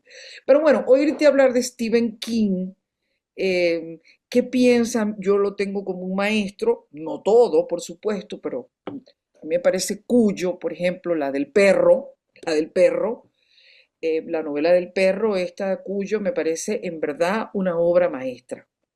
Bueno, quisiera oírte hablar de eso, el canon venezolano y, y también eh, tus lecturas del maestro Stephen King. Bueno, mi intención cuando escribo una novela o un cuento e introduzco elementos en forma de homenaje para a la literatura venezolana es, por un lado, hacer el trabajo que me corresponde como escritor venezolano, que es tratar de, en la medida en que me es permitido, difundir la literatura venezolana. Y por otro lado, igualarla, es decir, ponerla en el lugar donde corresponde dentro del espectro en español y dentro del espectro en la literatura universal. Eso que tú dices, por ejemplo, de Andrés Bello, yo cogí la traducción de Andrés Bello de Víctor Hugo, del poema de Víctor Hugo, y lo metí ahí trozos, pero también cogí un trocito de un poema de Andrés Eloy Blanco, que es el que habla de Blancanieves, que es el que utilizan como si fuera un amuleto. Y en realidad es un verso, es un poema, un trozo, un poema de Andrés Eloy. Lo hago a propósito para de alguna manera mezclar a Edgar Allan Poe con Andrés Bello, con Montejo y colocar a los que yo considero que son grandes escritores o que merecen ser conocidos dentro del canon, dentro de la corriente. Es decir, quizá esto suene un poco chauvinista, pero si yo tengo oportunidad de citar a un escritor de literatura fantástica, no voy a citar a Cortázar, voy a citar a Julio Garmendia. Porque es que a mí me corresponde citar a los que, no solamente porque Cortázar, que es un gran escritor, ya tiene quien le escriba y ya lo conocemos lo suficientemente, sino que por Julio Garmendia no tiene quien le escriba y si no lo hago yo, ¿quién lo va a hacer? Si no lo hacemos nosotros, que somos los escritores venezolanos, los que difundamos la literatura venezolana, ¿quién lo va a hacer? ¿Lo va a hacer un ruso? ¿Lo va a hacer un uruguayo? ¿Lo va a hacer un panameño? No lo va a hacer. Ellos van a hacer su vaina, así que a nosotros nos toca hacer lo que nos toca a nosotros, pero siempre siendo justos y promocionando lo que sea promocionable. Porque estamos claros que en la literatura venezolana, como en todas las literaturas, hay escritores que son de consumo interno y hay escritores que son para exportar. Y tenemos que aceptar eso así. No voy a nombrar a nadie ahora, pero hay escritores que no son grandes ligas y punto. Y la vida sigue. Y a nosotros nos gusta mucho, pero eso es muy local. Pasa en todos los países. Pasa en todos los países. Bueno, eso es lo que tengo que decir. Yo, por supuesto, tengo un maestro, digamos que es una especie de fetiche, literario, que es José Balsa, que fue además de ser mi profesor, es uno de mis maestros literarios con los que yo aprendí a escribir. No escribo como Balsa, ¿no? O sea, las cosas que yo escribo no tienen nada que ver con las que escribe Balsa, pero a mí me parece que José Balsa y que Percusión en particular, su novela Percusión, es una de las grandes novelas escritas en América en el siglo XX, junto con Cien años de soledad, junto con Rayuela, y mi trabajo consiste en que la gente se entere y que, bueno, y que la lea y que emita su propio juicio. En ese sentido, los escritores de los que yo hablo y promociono en la literatura, de literatura venezolana fuera de las fronteras venezolanas, de alguna manera son el espejo de los escritores de los que no hablo, porque me parece que son de consumo interno. Entonces, en la medida que usted vea que yo hablo de tal persona, se va a dar cuenta de que no hablo de otra. Porque, claro, yo siempre puedo argumentar, ay, se me olvidó, pero bueno, yo hablo de lo que en ese momento, como no soy profesor universitario, ni tengo responsabilidades de crítico literario, como escritor, yo hablo de los escritores que a mí me gustan y punto. Yo no voy a promocionar a quien no me guste porque, o que no me identifique con él porque no me interesa. Stephen King, dime. Deja de dar rodeos para estarte metiendo con Rómulo Gallegos, porque no es No, al necesario. contrario, Gormo Gallego es Dios. De Ah, hecho, ok. una vez yo, ¿sabes? Una vez yo discutí muy amablemente con Víctor Bravo, con tu paisano Víctor Bravo, porque yo dije en una conferencia en el CELAR que las dos grandes novelas venezolanas del siglo XX eran Doña Bárbara y Percusión, que es una cosa que yo creo firmemente. Doña Bárbara y Percusión son las dos grandes novelas venezolanas. Y esto aquí en detrimento de mi paisano querido Adriano, cuya País Portátil es una novela extraordinariamente hermosa y que además está escrita en valerano. La mitad de la novela está escrita en valerano. O sea, la mitad del País Portátil está escrita como hablo yo. Así que no puede ser más cercana a mí, País Portátil. Pero bueno, yo como era malcriado y tenía 25 años, pues le dije a Víctor Bravo, las dos mejores novelas del siglo XX son Doña Bárbara y, y Percusión. Y bueno, estaban Milagros Mata Gil, tu tocaya y tu paisano. Milagros Mata Gil y Víctor Bravo. Y bueno, se pusieron como unas fieras ese Pero día. está pendiente que hables de Stephen King y Sí, si lo sí. admites como una Stephen, lectura tuya. Stephen King, yo como escritor, como lector, yo soy omnívoro, yo como leo de todo, como de todo y a todo le doy su justo lugar. Cuando yo comienzo mis clases de creación literaria, siempre digo, ustedes pueden hablar mal de todo el mundo, menos de José Luis Perales, que José Luis Perales es Dios porque es mi compositor preferido de música romántica y he llorado muchas horas y estoy muy enamorado gracias a José Luis Perales, he conducido mis enamoramientos, así que no se metan con José Luis Perales, que es Dios. Bueno, en ese sentido, yo he leído muchísimo a Stephen King. Dentro de mi conocimiento de las novelas de Stephen King, que bueno, que él es como Galdós, tiene muchísimas novelas, para mí lo mejor de Stephen King, entre lo mejor las mejores cosas de Stephen King, primero que nada están sus cuentos. Los cuentos de Stephen King es un grandísimo cuentista. Tiene un libro que se llama El umbral de la noche, que es el primer libro de cuentos de él. Y El umbral de la noche es un libro que tiene unos cuentos maravillosos. Ahí en ese libro hay un cuento, que es un cuento como de literatura infantil, tipo Caperucita, pero como moderno, que se llama El Coco. Y la historia del Coco. Bueno, una vaina maravillosa. Eso, primero que nada pondría los cuentos. Y en novela, hay varias novelas de Stephen King que a mí me gustan mucho. De las últimas novelas que escribió, bueno, esta tiene como 20 años. La novela en la que cuenta el asesinato de Kennedy se llama 22 de noviembre de 63. Eso es una novela extraordinaria, extraordinaria Extraordinario. novela, maravillosa. Misery es una novela de Stephen King que hay que leer todos los días porque es una lección de escritura, además. Es una novela en la que se cuenta el secuestro, cómo secuestran al escritor para obligarlo a escribir y qué escribe el escritor. Claro, porque cuando uno ve la película, uno solamente ve la parte en la que a él lo secuestran, que es en James Caan, Kathy Bates secuestra a James Caan. No, pero es que hay una parte que está en el libro, que no está en la película, porque no cabe, por supuesto, que es lo que cuenta el secuestrado. Que por cierto, Misery tiene una obra de teatro análoga venezolana, una obra de teatro divertidísima, maravillosa, de uno de los mejores dramaturgos venezolanos, que se llama El Animador y es de Rodolfo Santana. Y es una obra de teatro de dos personajes que te mueres de risa porque es la historia de un televidente que está loco, Ah, que, sí. se, que secuestra a un productor de televisión de telenovela, lo secuestra y lo obliga a reescribir el último capítulo de una telenovela porque no le gustó cómo terminó. Entonces toda la obra de teatro es como el tipo obliga a este productor a que reescriba la novela y hacen las propagandas y todo, hacen pausa y vamos a hacer propaganda. Entonces hacen propaganda de Ariel. Yo he llorado pocas veces de risa leyendo una obra de teatro porque no la he visto representada, solo la he leído. Y bueno, en Misery, el tema de Misery es el mismo tema que Rodolfo Santana mucho antes hizo en el...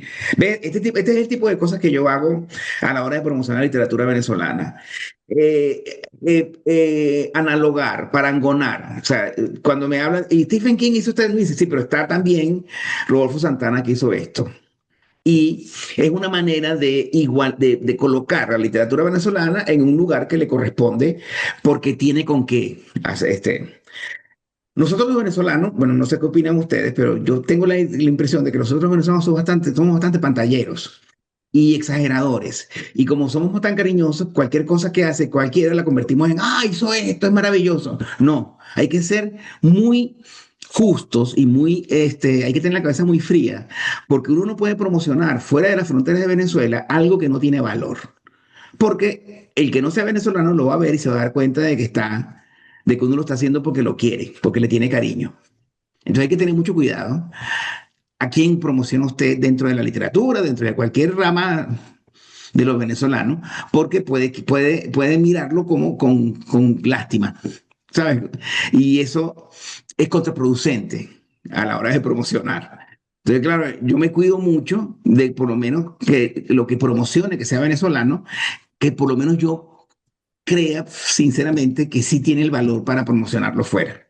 En este caso, Santana es uno de los grandes. Bueno, yo no tengo que hacerle promoción a Santana. Santana en América ha sido representado en todos lados, en Argentina, en México, en Colombia. Rodolfo Santana es uno de los grandes dramaturgos del siglo XX, que bueno, era mucha vista, yo sé que era mucha vista y eso es uno de sus últimos defectos, aunque siempre fue comunista, pero Rodolfo Santana es un gran dramaturgo, eso no, nadie lo...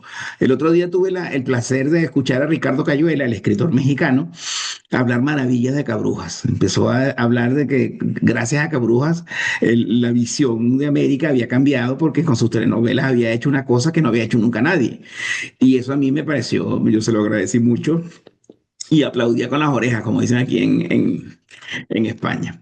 Bueno, pues Stephen King, eso, los cuentos y ese tipo de novelas. Hay una novela que escribió Stephen King y que la publicó con su seudónimo, que era Bach, que es una novela que han dejado de publicarla, me parece, o han dejado de promocionarla, porque era una novela de un niño en un colegio, en un liceo, que secuestra a sus compañeros porque con una escopeta y empieza a matarlos a todos dentro del salón.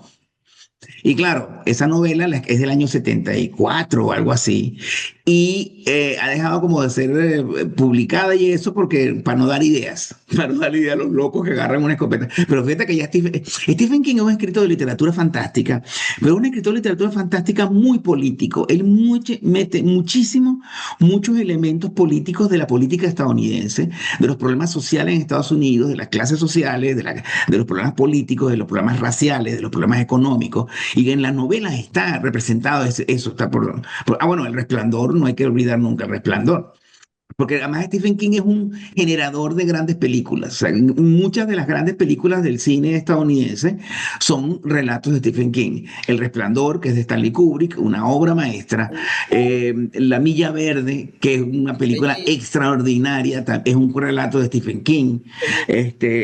Bueno, It, todo, La misma Carrie, que se han hecho Carrie, varias que es versiones. es la primera novela de Stephen King, Carrie, ¿no? Sí. Y en ese sentido, Stephen King es un escritor al mismo tiempo, un escritor muy político y un escritor de literatura fantástica, de literatura sobre el miedo. Y les recomiendo a ustedes, si quieren escribir o si quieren saber cómo se escribe, un libro de Stephen King que se llama Mientras escribo, que es el libro que Stephen King tiene en el que explica cómo escribe y cómo ha sido su proceso de escritura.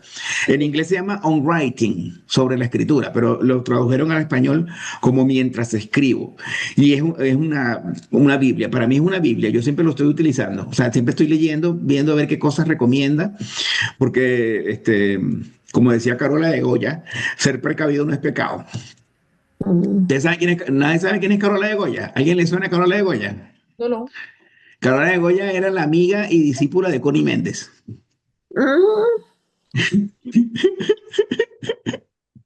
que era la que tenía la distribuidora Lady Nada, que distribuía Metafísica al alcance de todos. Yo leo de todo, ya les dije que yo leo de todo. Todo lo que me encuentro, que me cae en las manos, lo leo. Doña ¿Alguien Carola. quiere comentar algo antes de que nos vayamos? Por favor, Irama. Por Mira, favor. yo tengo una pregunta para Juan Carlos. Esta Nochebosque, pues, es del año 2011, que nos acaba de Sí. comentar. Pero ¿con cuál novela tú te has sentido más cercano?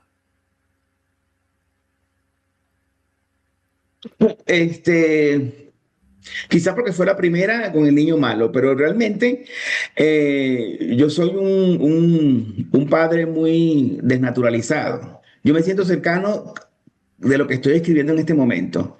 Todo lo demás, todo lo demás se me aleja y me alegra porque a veces lo retomo y lo vuelvo a leer y me gusta leerlo. Pero mis hijos, en cuanto nacen, los mando para afuera. Váyase, ya eso no es problema mío. Yo estoy escribiendo otra cosa. Pero cercano, ¿cómo te digo?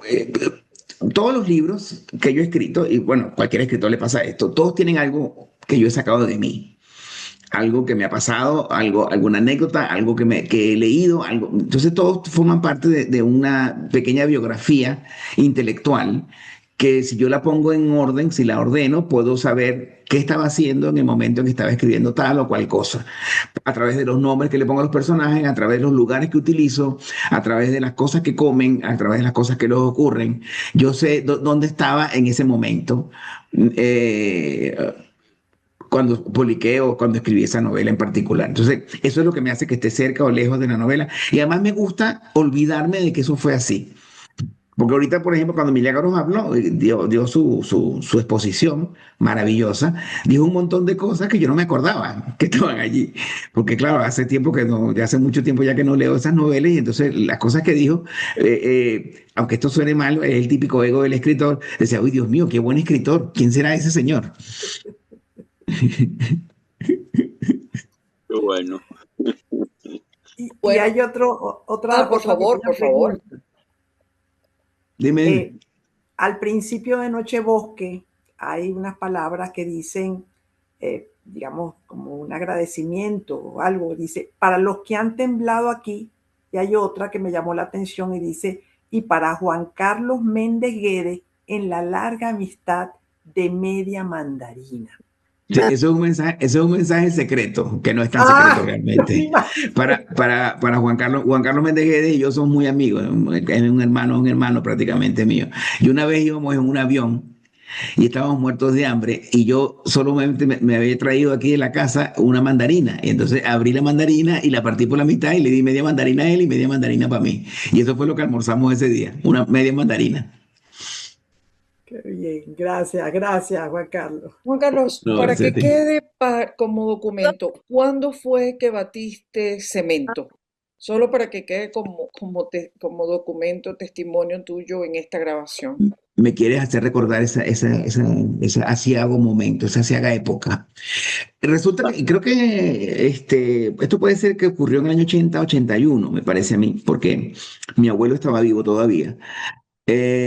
A mi papá se le ocurrió construir detrás en el patio de la casa, como una especie de tarantín, de chiringuito, para que pudiéramos estudiar y tal, con una cosa techada y tal. Y bueno, y nada, no se le ocurrió otra mejor idea que utilizar las vacaciones, nuestras vacaciones, para hacerlo. Entonces nos puso a mi hermano, a mi hermano y a mí, mi hermano el que me sigue, el mayor que yo, porque el mayor estaba en la universidad ya. Y todas las mañanas, durante todas las vacaciones, íbamos en la mañana a buscar arena al río Motatán, bajábamos al río Motatán, o al Cumbe, íbamos al Cumbe, el río Cumbe, no, es el que pasa por ahí, el Monboy, ¿no? No sé, no me acuerdo. Pero bueno, íbamos al río a buscar arena en la camioneta, volvíamos a la casa, bajábamos la arena, esa arena se mezcla con cemento y con piedras más o menos grandes, y empezamos a batir con las palas ese cemento para hacer el suelo. Porque el suelo, yo no sabía eso, el suelo de cemento tiene que ser duro y para eso le ponen piedras grandes. Y el milagro, te juro, que hacer una palada de eso, un palazo de eso, es la cosa más dura del mundo. O sea, metes la pala y se queda pegada y hay que darle durísimo para que suba. Y eso lo tuve que hacer yo, porque claro, porque lo hacíamos nosotros que éramos los obreros. Mi papá era el ingeniero que dirigía toda la obra. Entonces eso lo hicimos mi papá, mi hermano, mi papá, mi abuelo y un obrero que venía, que mi papá había contratado para que nos ayudara también, que en realidad era el que hacía las cosas fuertes, ¿no? Pero era como una cosa así, yo tendría como 12, 13 años, no me acuerdo, pero era como una cosa así como para que el muchacho hiciera cosas de hombre. Y yo, no, yo soy escritor, yo hago cosas suaves, cosas etéreas. Qué horror, es lo peor que he hecho en mi vida, hacer eso, no, nunca más en la vida, ni eso ni hallacas. Yo no hago hallacas, hice hallacas una sola vez y no vuelvo a hacer hallacas más nunca, porque eso es horrible hacer hallacas. Mucho trabajo. Y a mí me gusta dormir Y soñar, ¿no? Y y soñar, soñar. y soñar. Lo que se sueña se da por vivido, o tú lo das por Bueno, vivido. aún no sé si a ustedes les pasa, pero yo, por lo menos 3 segundos, cuando me despierto, lo que acabo de soñar pienso que es verdad. Pero claro, inmediatamente caes en la vigilia y te das cuenta de que vienes del sueño. Pero a mí, yo sueño muchísimo, además sueño con mucha, es muy vívido lo que sueño y lo disfruto mucho. Si me despierto y no lo escribo inmediatamente, se me olvida inmediatamente, ya no me acuerdo. Pero generalmente, cuando lo estoy soñando, sé que es maravilloso. Es como, qué bonito. Soñar es maravilloso. Si uno no soñara, pues hay gente que no sueña, no sé cómo lleva su vida. A mí me gusta soñar. Sí, Creo que no lo recuerdan.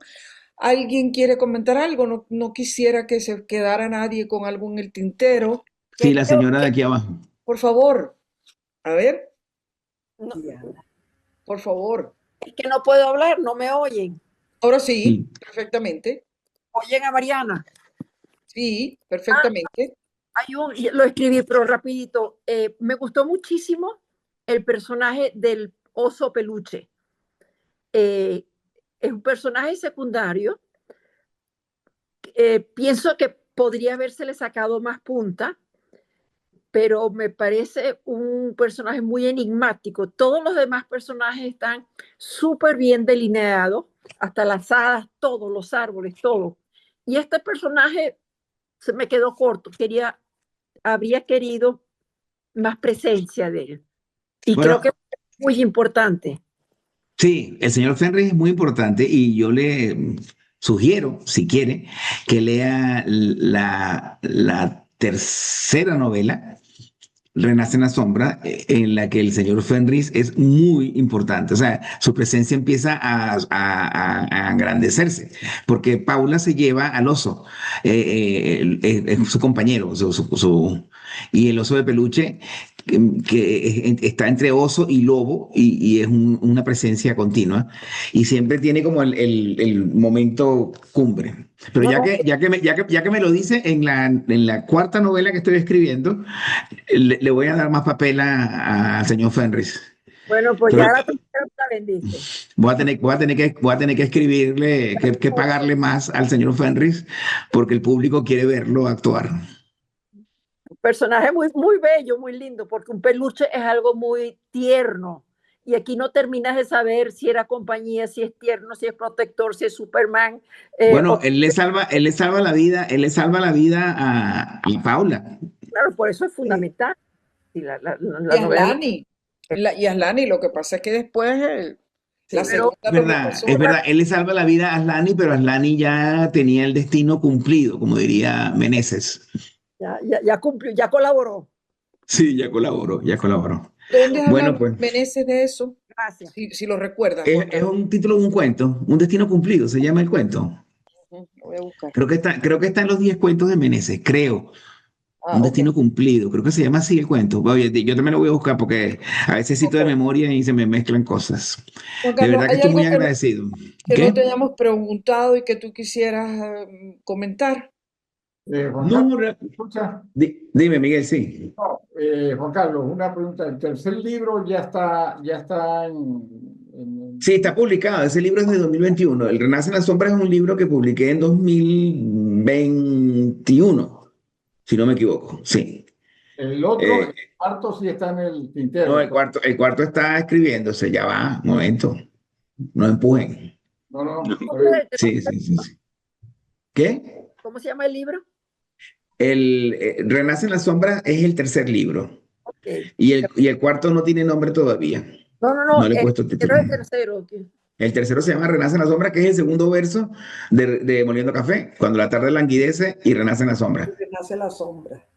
Por Claro, los demás. cierto que el maestro inconmensurable José Feliciano, que además de gran guitarrista, es un gran cantante, quizás porque no lee las letras, pero la grabó diciendo una cosa, por un neologismo, y viene mucho al caso, porque en su versión, José Feliciano dice, cuando la tarde tranquilece.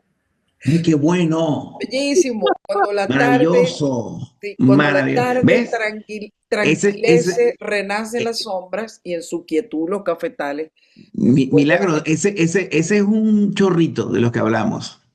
El chorrito, el error que hace que sea mejor la obra sí, que el original. Que por cierto, cuando tú dices José Feliciano, te mueves así como José Feliciano. José Feliciano y haces así. sí, es que sí, entro en una especie de frenesí, la Como, verdad que como cuando él canta, que él canta así. En tengo cambio, debilidad. Stevie Wonder cantaba así Sí. y Feliciano cantaba así. Deja eso, que eso es un ¿Ah? chiste muy tonto. Algo que no te hayamos preguntado. No, todo lo que ustedes han dicho hoy me ha parecido maravilloso. Me han descubierto. Yo voy a volver a escuchar esto cuando esté grabado, cuando ya lo montes en tu YouTube, porque hay un montón de cosas que voy a apuntar que ustedes han dicho que me ha interesado. Bueno, Milagros, ustedes tienen una profesora maravillosa. O sea, Milagros Bueno, eres de una profundidad absolutamente apabullante y estoy bueno. encantado. Y de verdad que les agradezco. No hay nada que yo agradezca más. Yo he dejado de hacer presentaciones de libros, cada vez las detesto más. Primero porque cuando voy a la presentación del libro de algún amigo mío, yo me quedo dormido, sistemáticamente me quedo dormido en todas las presentaciones del libro. Pero cuando me toca a mí presentar libros, claro, no me quedo dormido porque tengo que hablar. Pero no me gustan las presentaciones de libros. ¿Por qué? Porque vas a hablar con una serie de personas que no han leído el libro, que no saben nada y que lo compran. Ok, sí, está bien, lo compran y se lo llevan, chévere, pero no lo van a leer porque es lo que yo hago. Yo voy a la presentación de un libro de un amigo mío, compro el libro, llego a la casa y lo dejo ahí. Y ya lo leeré si tengo tiempo. En cambio, los clubes de lectura, que es lo que estoy tratando de cultivar ahora, me gustan muchísimo más porque cuando yo llego ya voy a hablar con gente que ha leído y que sabe de lo que estamos hablando. Entonces la conversación es mucho más enriquecedora para mí.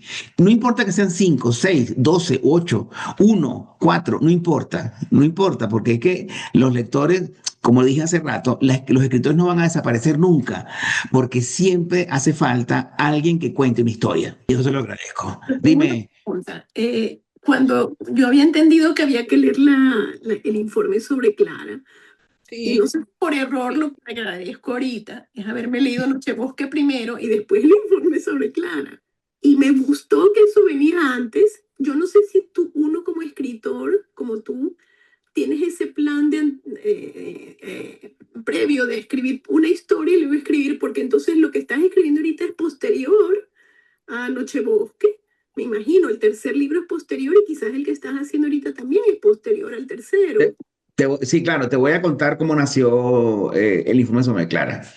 Yo publiqué Nochebosque el año 2011 con la intención luego de escribir una segunda parte, que es Renacen las Sombras, que lo publiqué, el Nochebosque salió en 2011, el Renacen las Sombras nació en 2021, y en 2020, durante la pandemia,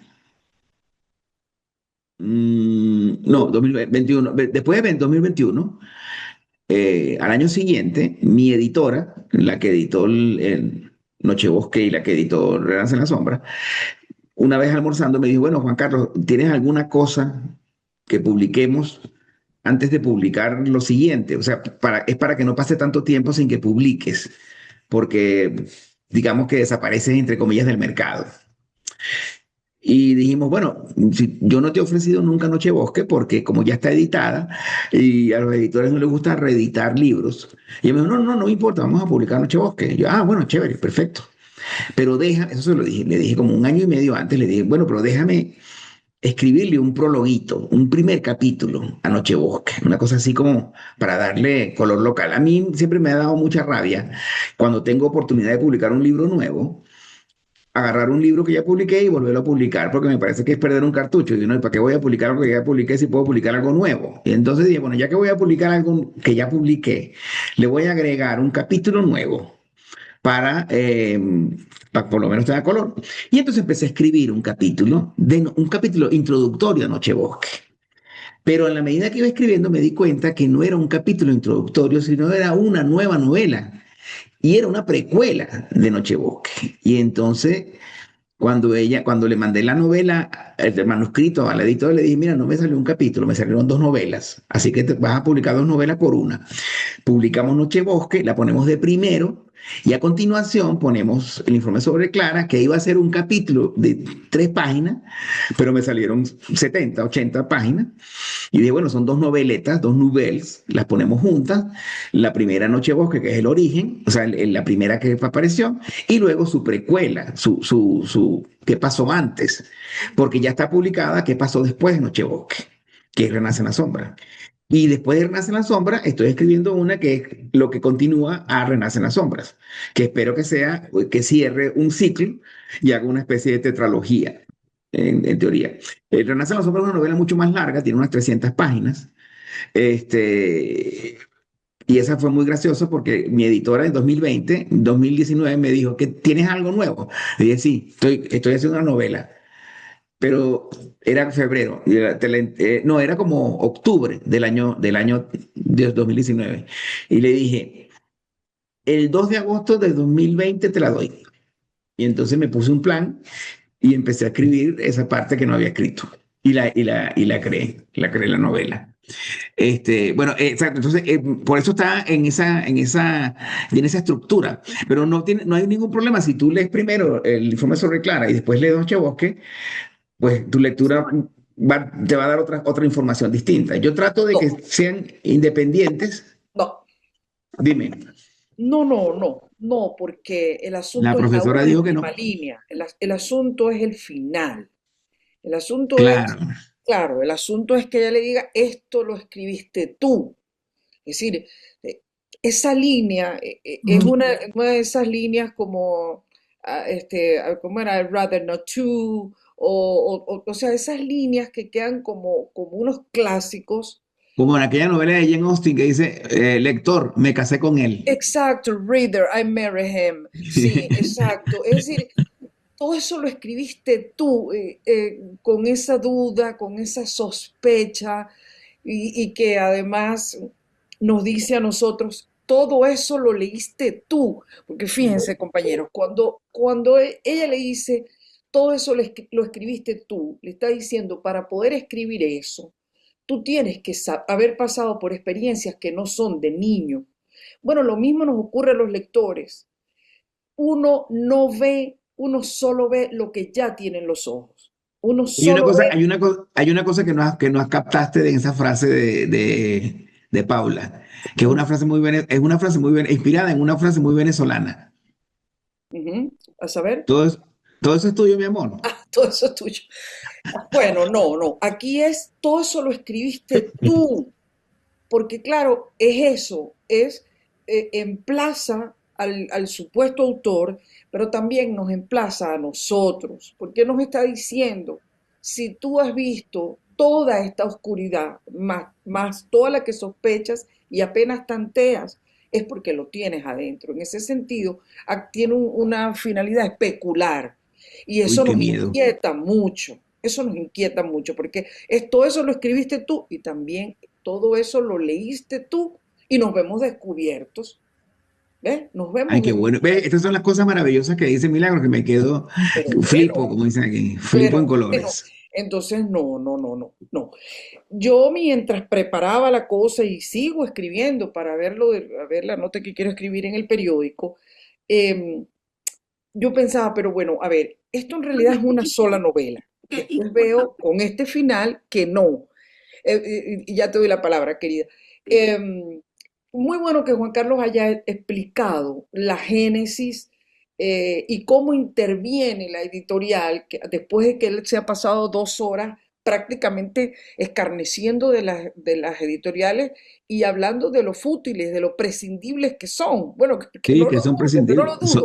son prescindibles. Claro, pero esta novela y tal como se arma es el mentiz a lo que dices, porque es una especie, voy a usar una palabra que es un poquito despectiva, pero es un ardid, no es despectiva, podría leerse, un ardid editorial que sin embargo funciona a la perfección.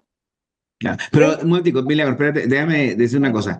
Claro, mi conversación con mi editora no fue en función de, voy a utilizar la palabra en inglés, no fue en función de publisher, fue en función de editor. O sea, mi conversación con ella era una conversación entre un editor, entre una persona que edita el texto y el que le escribe, no la persona que la publica. Cuando yo hablo con cierto desdén de las editoriales y del mundo editorial, lo hago en el sentido de que el escritor no necesita a la editorial para existir. sí, está Y tampoco, clarísimo. y tampoco a la universidad. O sea, aquí en España, por lo menos, está muy mal visto que un profesor universitario sea escritor. O sea, un profesor que de literatura, si escribe, es visto así con. Yo digo, pero ¿y por qué? Si usted cobra su sueldo gracias a que existe el Quijote, usted cobra su sueldo porque García Márquez escribió Cien años de soledad.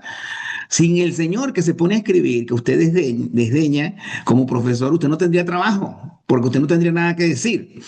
El creador, y esto se lo digo con toda la soberbia del mundo, el creador no necesita a nadie.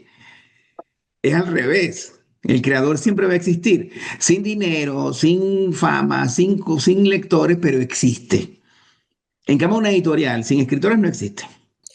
Antes de darle la palabra a la compañera, hay otra, de pronto escuchando a Juan Carlos, recordé otra alusión, otra referencia que está escondida en el texto, que es a Cumbres Borrascosas.